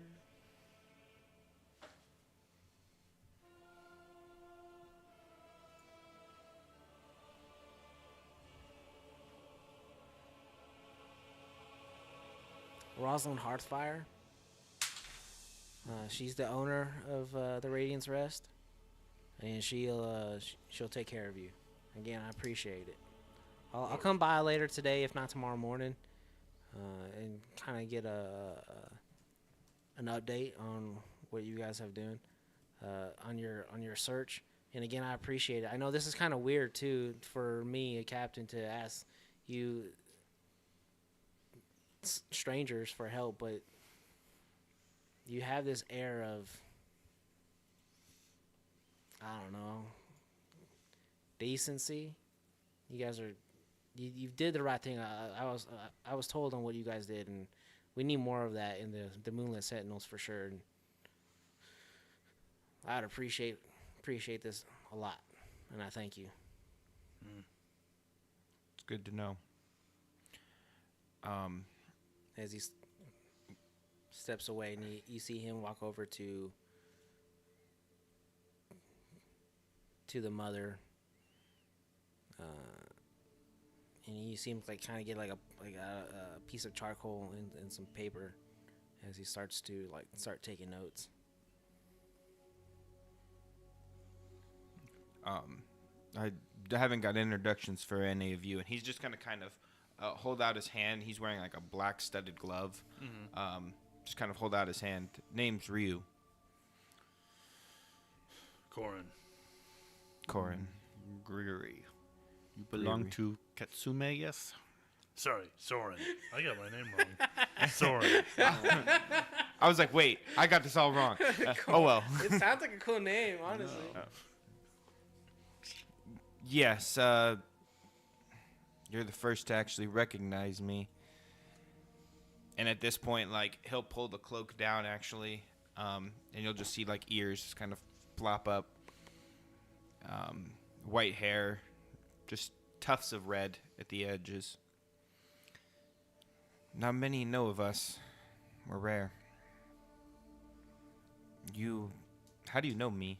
Or, well, my kind, specifically. My kind is also rare, so. That's fair enough. Birds of a feather. Of a scale. You know what? Fair enough. At this point, I'll just kind of like hold open the hand, and I'm gonna cast Druidcraft really fast. What's the weather look like for the next 24 hours, Zach? 24 hours? 24 hours. As it stands right now, it's sunny, clear. Even at night? Okay. Even at well, Sunny at night.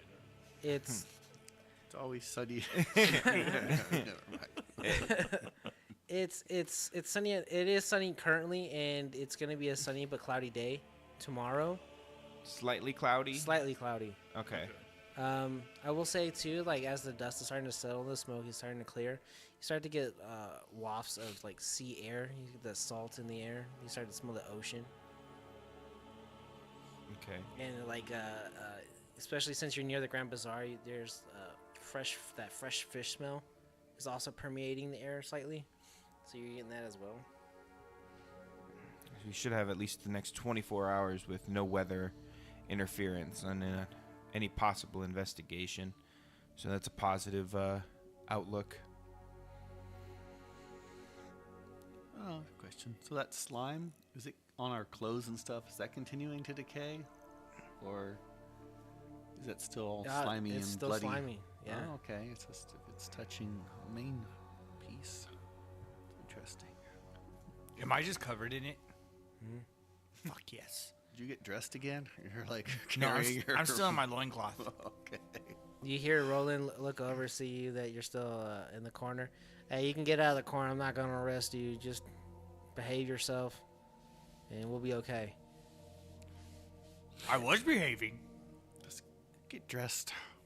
At this time, you see him like finish up his conversation with the tiefling mother, and she starts to walk away, and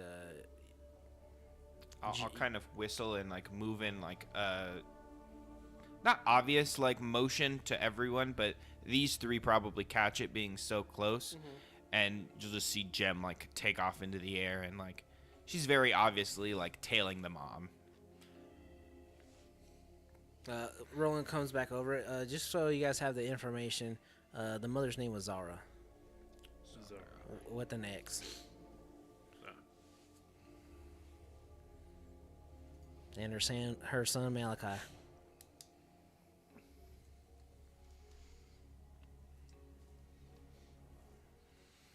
Good to know. Did you get a better physical description? Of the boy, other Yeah. than he's just yeah, he has like a kind of a shoot. Now I'm losing my. Who did I give the shoulder length hair to? To the kid inside the goo. Yeah. Yes. Yeah. Okay. This kid actually has a like kind of like a bowl cut going on. His horns, like I said, shoot straight up. They're kind of like a brown. His eyes are kind of have this black with like a red dot, like that glowing dot for like an iris kind of type of thing. Like they don't really have it like, or not an iris, a pupil. They really don't have like a colored iris. It's just black with red. Red skin, sharp teeth. I mean, and the clothes that he was wearing, like I said, they were like a green shirt with a brown pants. Can I see if I recognize this goo from any of my military experience? Give me a history check. Please. Oh, for fuck's sake. 7. 7. 5 again. No, you don't recognize it. Okay.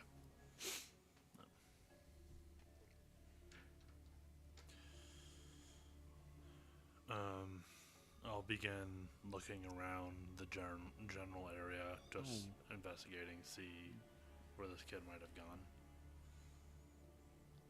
gone. Okay. The area where he was seemingly kidnapped. Yeah. Give me a perception check.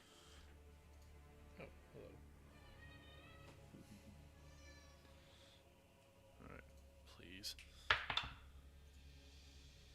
Thank goodness. 23. 23. Yeah.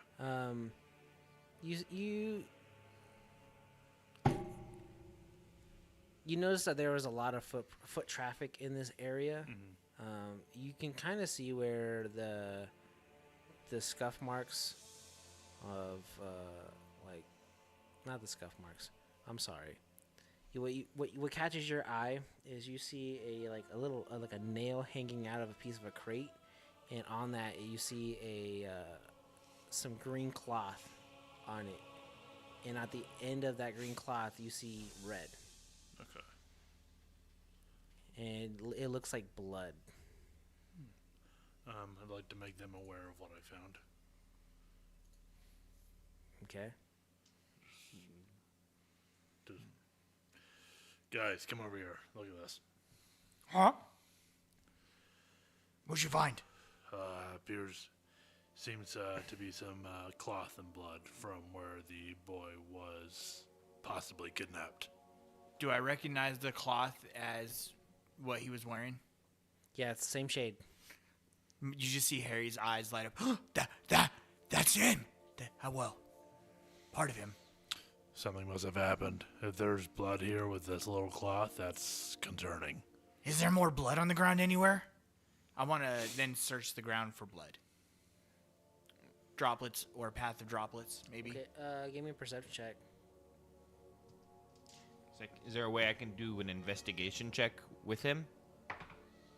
Sure. Okay. 21. 21, okay. 12. 12. You, Get dinner time.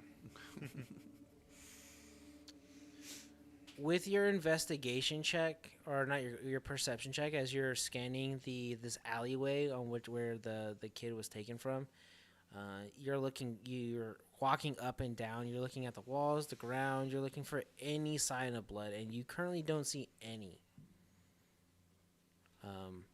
Now the blood that was on the cloth of the piece of shirt, it's not significant. It's not a lot.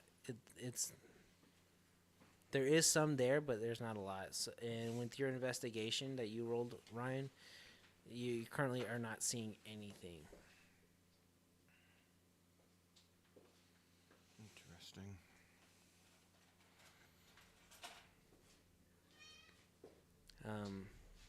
Did Roland already leave? No, he's still in the Okay. area.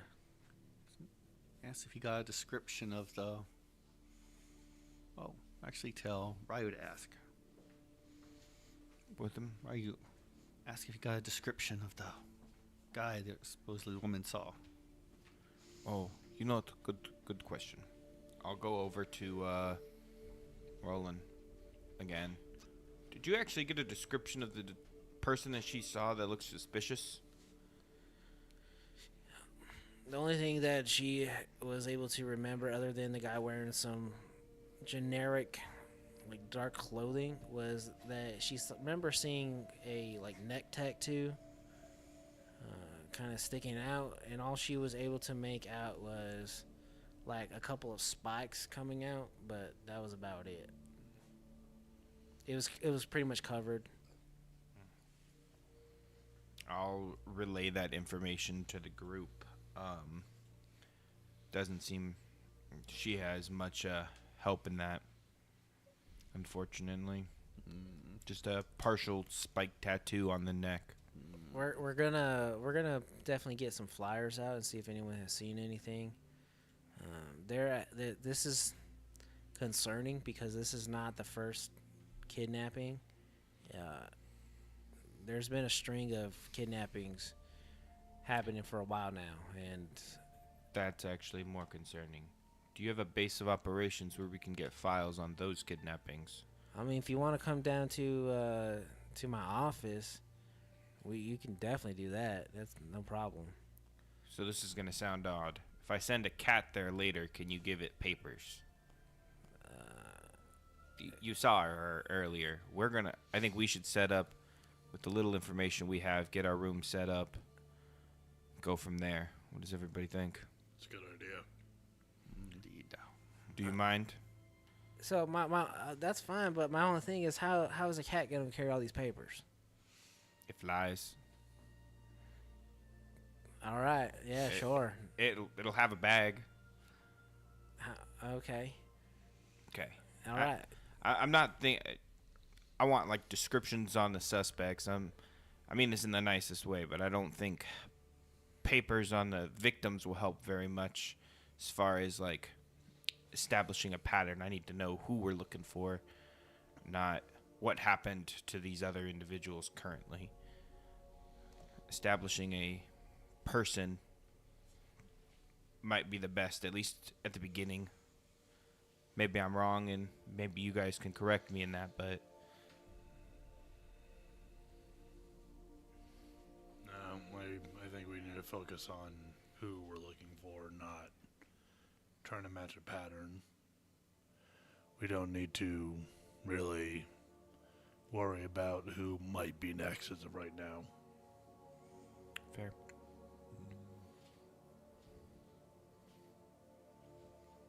What did Harry get for his search of drop? Blood. He didn't find anything.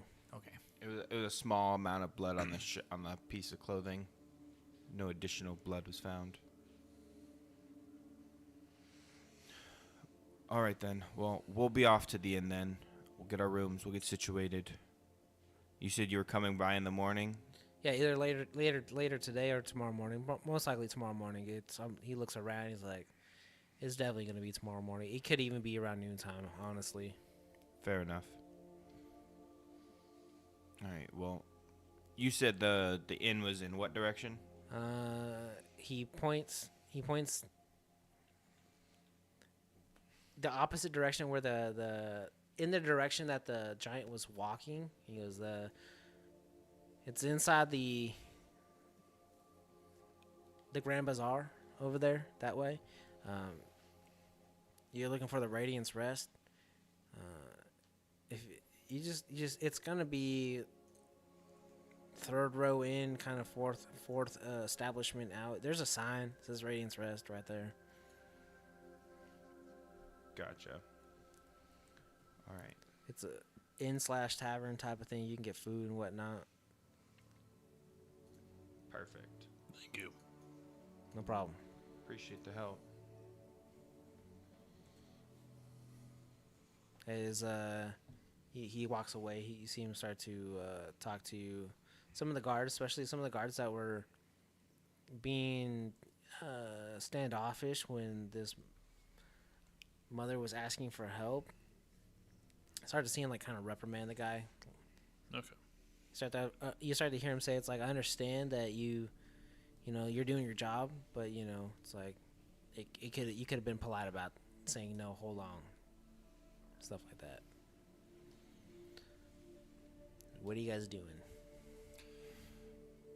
We'll head to the inn. Yeah, head to Yep. the inn to start.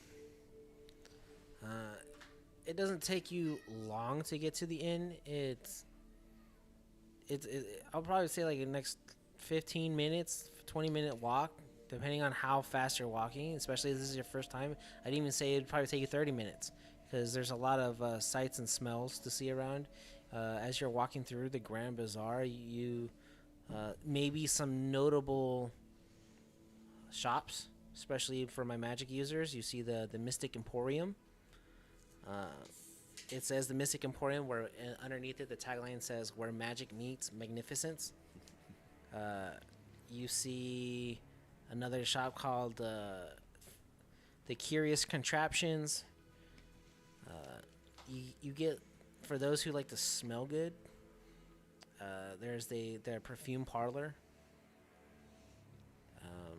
Those that are into herbal, like home remedies kind of thing, the apothecary, it's called the Whispering Root Apothecary. So if you're ever in need of anything from there, you can hear the shield, you can hear the anvil at the Shield and Blade Armory, where you can hear people banging away. And as you pass the Enchanted Menagerie, you start to hear like barking and other animal noises coming from that location. And it doesn't take you long after that, after seeing some of those locations, you come to the Radiance Rest, an inn. In front of it is you see, it has like a golden sun within the name, and has a very nice, welcoming door. The windows are clean, the door looks clean. Everything about this establishment is just hands down, top to bottom clean. The outside is like immaculate. When you look to the other side, like to the other establishments nearby, this one looks brand new. Interesting. And as you walk in, you see an elf woman standing kind of like behind a bar. Well, not behind a bar, but in a kitchen with a giant window, and you can see her kind of working, and she kind of pops her head up, and she goes, "I'll be right there. Give me 1 second." And as you look around, you see 13 tables kind of mapped out in a weird pattern with like 13 pillars. And each table has like 4 chairs, there's also an actual bar where if you wanted to kind of get up, and there's like stools, and there's 13 stools.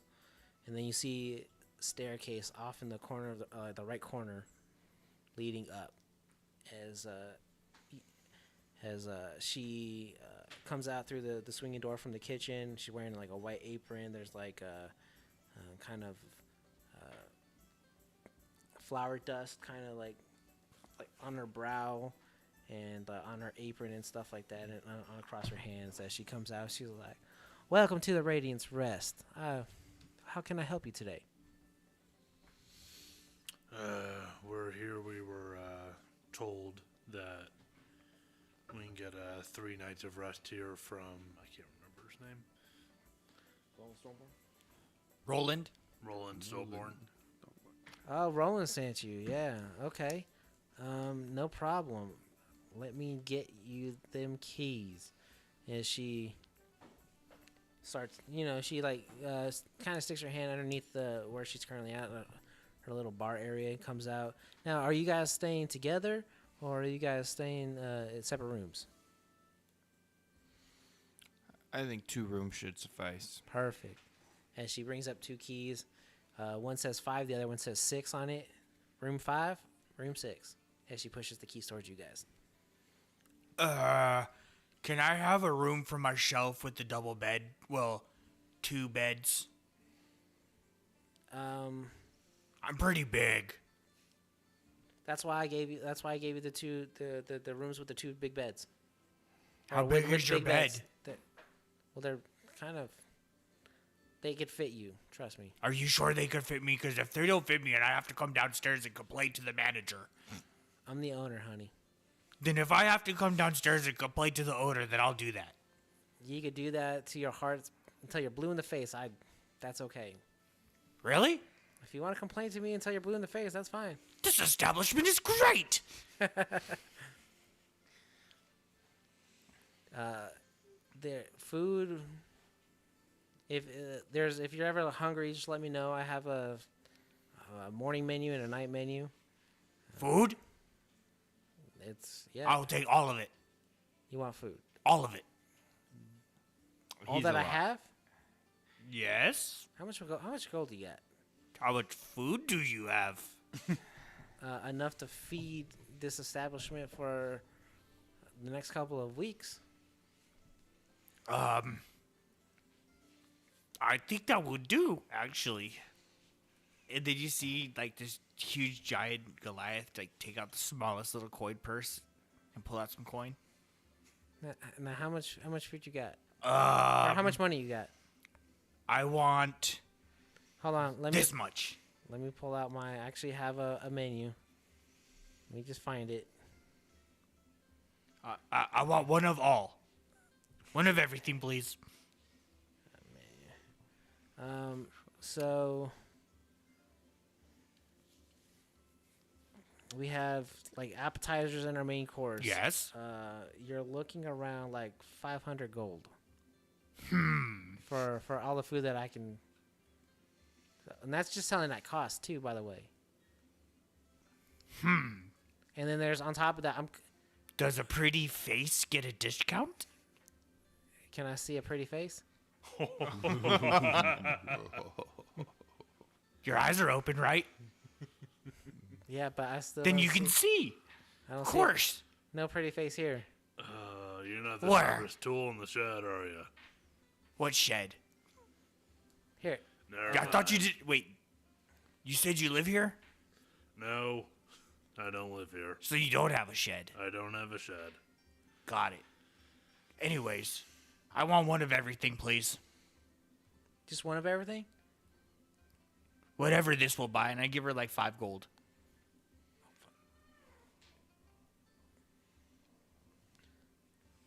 That's just gonna get you like an app and one main course. Honestly, Okay, double it. I need more money. Here's 5 more. Okay. 1, 2, Are you a fan of 4, 6. Here's 6, and I hand you 4. I need one more. 1, That's it right there. Thank you. 1. Yes. You okay. Do you want that delivered to the room? I could. Yeah. Okay, perfect. All right. You guys will be staying, or he's going to be staying in room 5. I'll take 6, and who's bedding with who? I get my own room, and you lot can share a room. I need 2 beds. I'm finding the floor and the shower. There it is. 2 beds and a floor. We'll make it work. If we're getting food delivered to his room, Whoa. I had food delivered to my room. you do what you want. Did you pay yours? Not yet. I suggest you pay the main. I'll deal with this later. Let's just go to the room and get things a little more established. Key, please. And I put my hand out. I'll slide the key that's on the countertop to him. And like a little child, I run up to the room. Just lumbering So, ma'am, do you have any cleaning services next to the goo and all over everyone? I do a cleaning service. I do. We have to hose off the jolly one up there. Typically, it's within your. It's within the price of renting the room. But since you guys are having the room Hi, oh Roland. Just put your. There's a hamper up there, and there's a wicker basket. Just put your clothes in the wicker basket and just leave it outside your door, and then I will come by and take your clothes or whatever needs to be cleaned, and I'll clean it. Thank you. We appreciate it. I'll go ahead and I'm just going to leave a gold piece as I walk up towards the room. Towards Ramhammer's room. And, I'll do the same.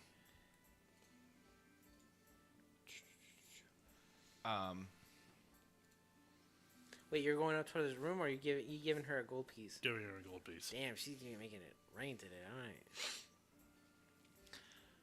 so as I'm walking up, so what are you two specialize in typically?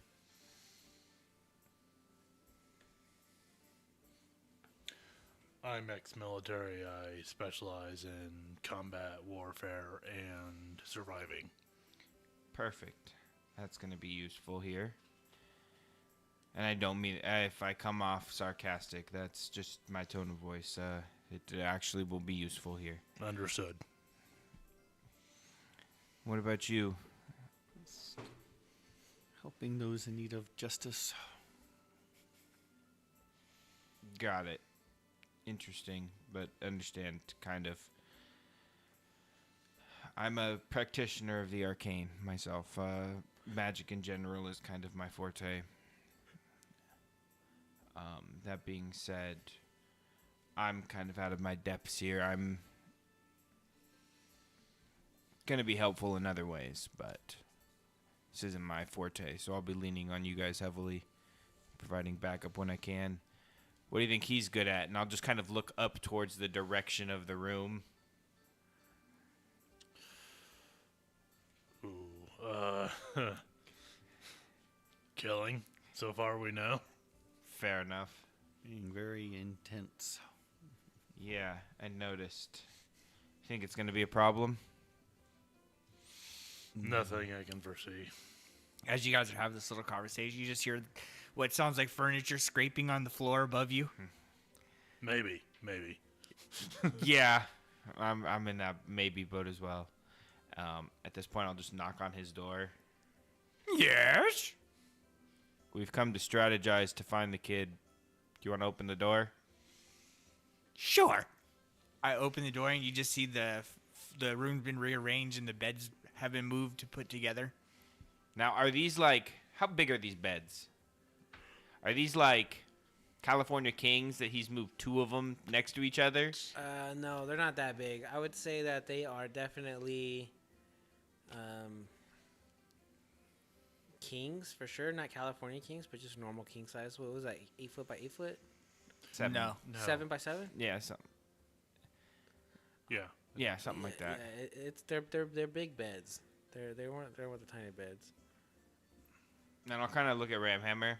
You could sleep across one of those diagonally and be just fine by yourself. You know that, right? If Yes. you'd like, I can do the math. I don't think you'll understand it, but I could definitely do it. What type of creature are you? What race are you? Elf. I'm 5'2". 5'2"? Yeah. You heard the little guy. He said he'll sleep on the floor. Yeah, I'm fine with it. You guys can do what you want. I'm just saying it's unique of you to need two of that size. I jump onto the bed and do like a twirl in the air, and I'm still in my loincloth. Then you get like a flash, and then I do a pose. I go, my bed now. I just cast minor illusion, and there's just a brick wall there. Hey, that's not nice. Let me out. Are you gonna be good? What's good? Are you gonna take a bath? Philosophical for him. Are you gonna take a bath? 'Cause you smell dingy and kind of sooty. I do smell like soot. I will take one later, but you need to You're take kind one of now. lucky, little guy, because I thought you were trying to set the city on fire. And I was gonna take you out too. No, I was creating a barrier. Oh yeah. Now let me out. Are you gonna How do you take a hear me bath? so good? How do I hear you so good? At this point, I'm just gonna make the illusion just go down like halfway. Ah, you better. You're lucky there's a wall between us, little guy. I could barely see you. Yeah. So, what do you know about the kid? I know that I saved them and then told the mom to keep him safe, and now he's gone. That's fair. We know that he disappeared during a rampage, essentially. We realize we have a small. At this point, the wall goes back up. I can still hear you. Yeah, but I don't have to see you. Wait, That'll how do help. you still hear me so well? How do I? God, this is crazy. It's magic. It's a great excuse. Thank you. Magic. I try do to you- touch the wall. Your hand goes right Okay, through the wall. yeah. Is it an intelligence check? I Is mean, that not the if he one's touches it, it strong won't. enough for that? It Okay. won't matter. My hand is gone. Where did it go? Oh, there it is. Put it back through. It's gone again. Oh, there it is. Well, that was entertaining for 5 seconds. I don't just make it disappear at this point. Okay, so the kid is gone. We don't know why. He disappeared during the attack, so it's likely he's not the only one missing, in my opinion. Well, Due yeah, to- the air is eating kids. It's clear. The air is clear, yeah. Oh boy. Wait. That was the smartest thing I've ever heard. Oh boy. You didn't go to school, did you? Hey, Mr. Smarty Pants. That was good. I went to school for champions, and I just start like flexing for you and showing off my medals that I won. And then you do actually see that I'm like adorned with tons of medals. Proven warrior, I see. Yeah, you could say that, but not so much warrior. What do you call it? Champion of stuff. Like All right. running and jumping and javelins sometimes, Okay. but not so much no more. Anyway, There's a whole level to that I need to understand, but okay. How big is this city? Does anybody from here? first time here. I'm from here. How big is this city? Like, It is massive. that's what I got the impression of, unfortunately. The chances of finding this kid are slimmer with a big city. By randomly walking around, yes. Yeah. Does anybody have any ways to detect creatures, locate anybody? Is that a skill any of you possess? No. Usually I just try to get a whiff of them and then I find them. Okay. It works sometimes. Are you part dog? No. Okay. Wait, are there other ways to find people? Yes. Their intellect. Huh? Detection. Magic. Interact. Erect. Close. I'm erect too now. Oh boy. Anyway. So what do we know so far? Someone with a neck tattoo possibly grabbed them, brushed them against the nail. Did it silently enough for the But mother no not one- to detect. Well, there was a crowd passing through. No one else noticed either, I would assume. Well, in that much chaos, it's hard to notice anything but what you're already focused on.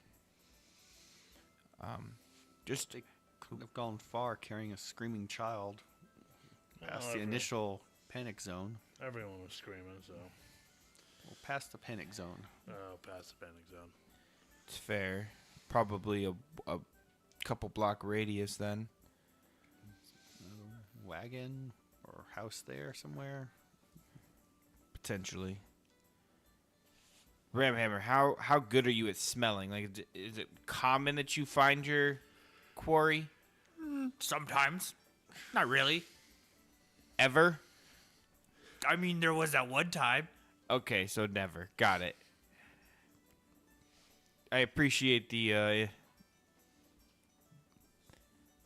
Sometimes I use my eyes. Are you good with your eyes? I see you. It's like talking to a 4-year-old. Playing lately. What time is it?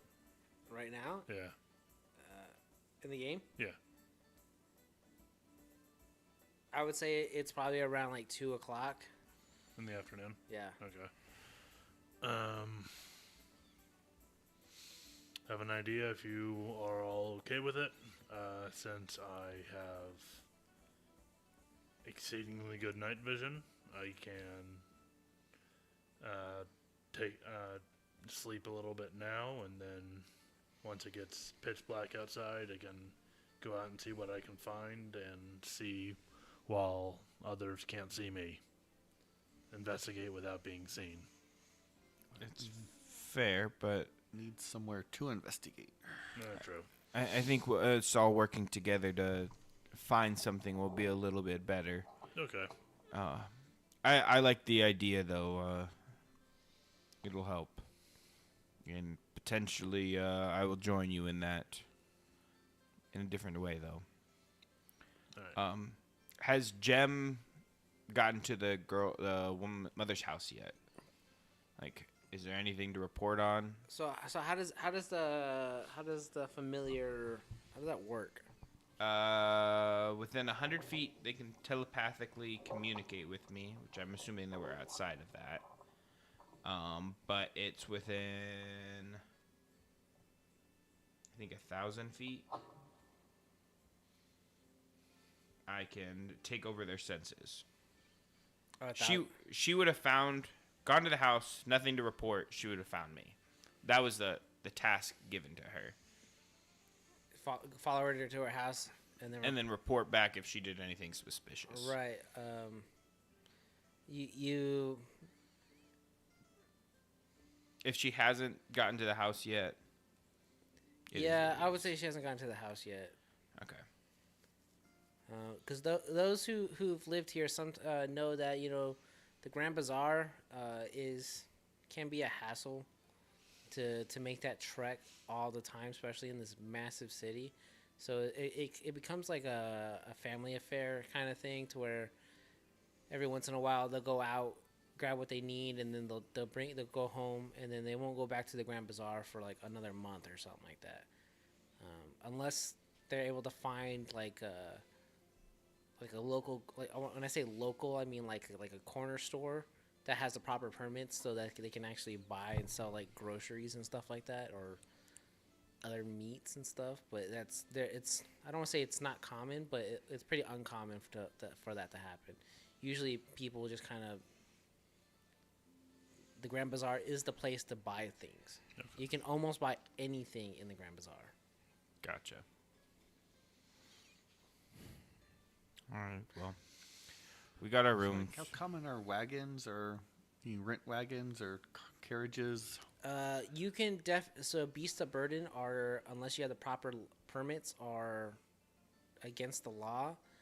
But people have wagons. There are those who've lived here long enough know that there are actually like magical trolleys Oh, okay. that use runes. A lot of this place is magically enhanced in some type of way. Like I said, this city is very advanced for the day and age where it's placed. Okay. They have working sewers.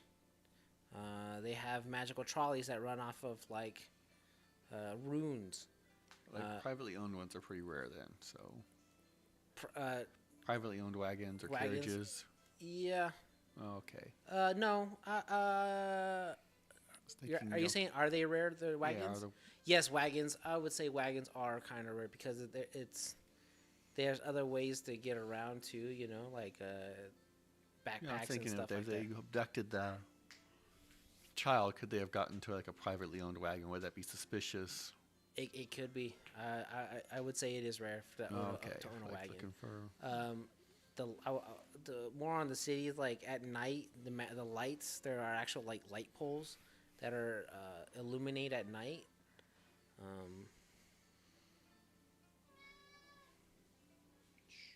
What else can I tell you about Rayleigh while we're kind of on the topic of it? Since you're from here, I sent the laws. If you guys want to take a look at the laws in the Discord.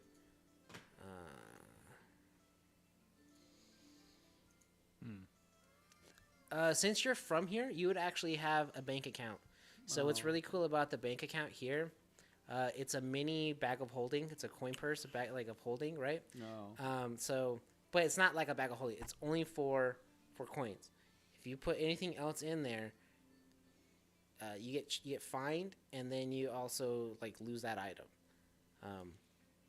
But you can kind of Where do you put the laws? into Discord. I see the menu, but Oh, I didn't put the laws. I'll put the laws in right now. Sorry. Oh yeah, the menu. So if you want to add that, the menu's making me hungry. Yeah, for real. Agreed. here are the main ones.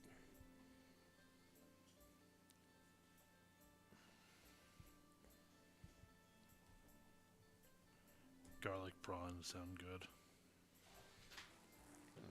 As you guys are also talking to, you see the owner of the establishment. She comes up with a tray with 2 entrees, which one of them is one's beef stew, the other one is the stuffed bell peppers, and then instead of 2 appetizers, she brought in an appetizer. One is the spinach feta salad, and the other one is the creme brulee.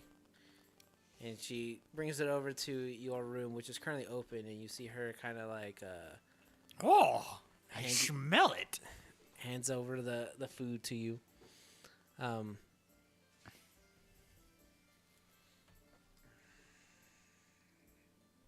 Yeah, I chomp it down. What was your question again? I'm sorry. I just totally forgot what we were doing right now. What was the question? About the Wagons. rarity of wagons, so if they did have a wagon waiting there to abduct someone, would that be really suspicious? Or if I mean, a common it's thoroughfare? no, it's not common. It is pretty rare. Oh, okay. So yeah, I'll leave it at that. Okay. Okay. I think it's worth checking out the site again. Now we've rested some. Fair enough. Yeah. Can we call this a short rest, Zach, while he eats? Is Sure. that potentially possible? Yeah. All right. Well, I guess we can get some food too. So. Yeah, you guys just see Harry's almost already smashed it all. All of it. Do you have bread? Just bread. I can definitely make some bread. Yes. Do I have some available? Yeah, I do. How much? 2 copper. Okay, that and ale, please. Sure. That's a total so far of 1 silver piece. Okay. Kind of look at what Harry was eating with the stuffed bell peppers. Can I just get a order of those, and I'll kind of point at him as like he just ingests the whole bell pepper in like one gulp. Let me get an order of that, please, and I'll take. Can you just deliver me a cup? I just need a cup. Sure thing. That's going to grilled be. salmon. So you want to grill some grilled salmon? Is this separate checks or Yeah. together? We'll keep it separate for now. Okay. Just because, and she like looks over at Harry, and so like, just to kind of keep things simple, just give me a gold apiece. And wait, I'm sorry. Did you want? Because I don't remember what I charged. I think it was like 5 gold he gave me Yeah, it was 10 gold for him. For him. Yeah. For the menu. What did you want? Anything else? Just the entree? Just the entree for me. Okay, yeah, 1 gold piece, and I'll get you your cup and your food, and a gold for you for the grilled salmon, Okay. And 1 silver for bread and ale. and bread and ale. I'll be right back with Thank that. you.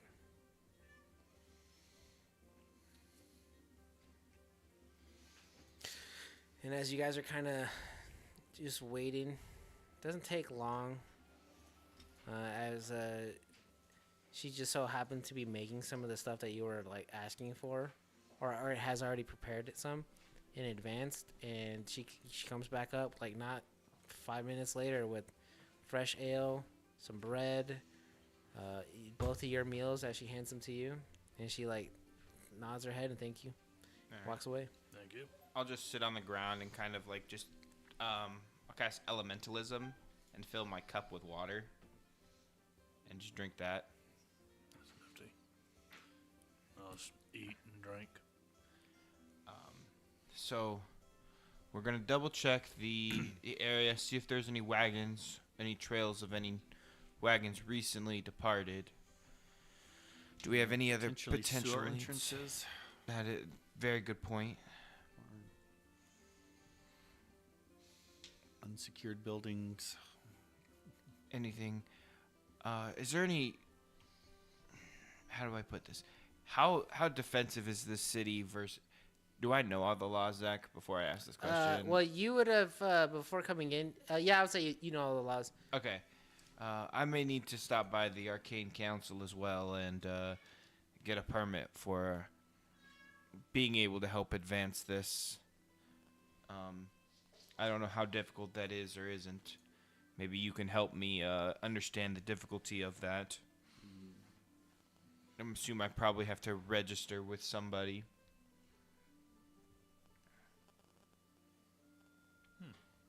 But once I have that, I'll be a little bit more mobile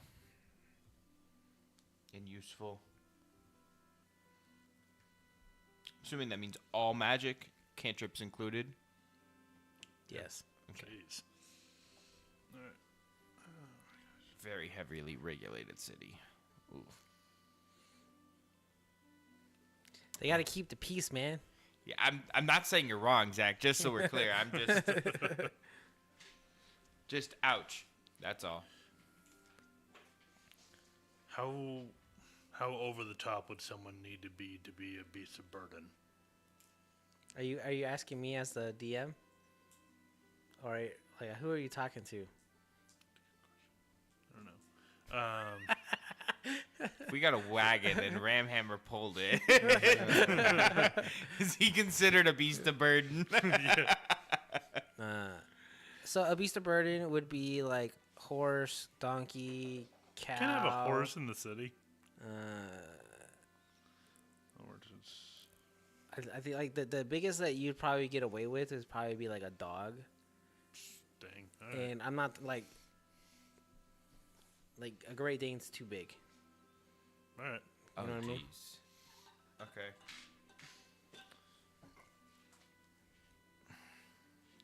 All right. Well, let's get our food and then head back out there. Get our private detective on. And that's what we're gonna call it for this episode. Oh, okay. Okay. Perfect.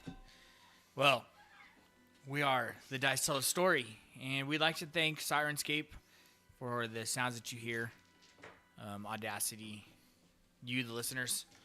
So, yeah, you can find us on Podbean at the Dice Tell a Story, Twitter, Dice Tell a Story, no the for Twitter, YouTube, the Dice Tell a Story, Twitch, the Dice Tell a Story, and Spotify, the Dice Tell a Story. So you can listen to us in all those places and try to get these ones uploaded pretty quickly. I know I have a whole slew of other ones ready to go. But yeah, give us a follow, and if you liked it, we appreciate it. GG's. Thank you. GG. Bye.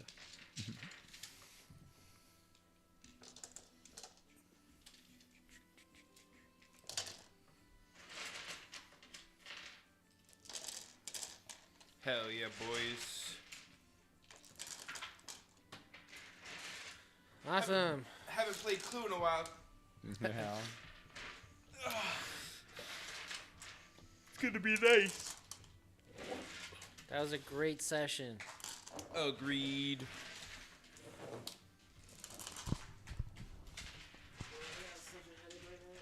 Just for Ryan's knowledge, how difficult is a license typically to get?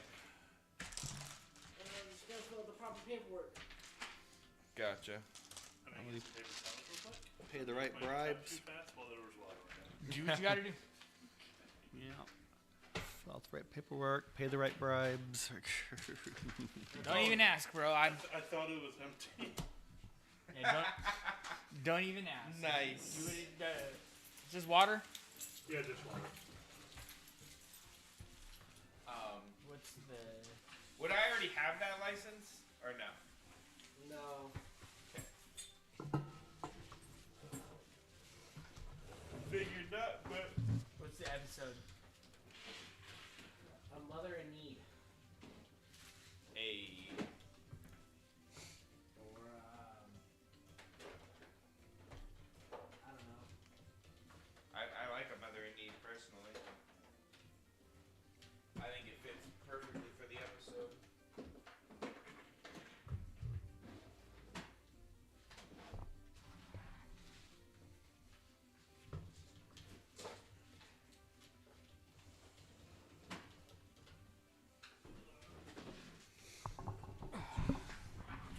All right, Twitchers, livers, whoever's there, catch you next time.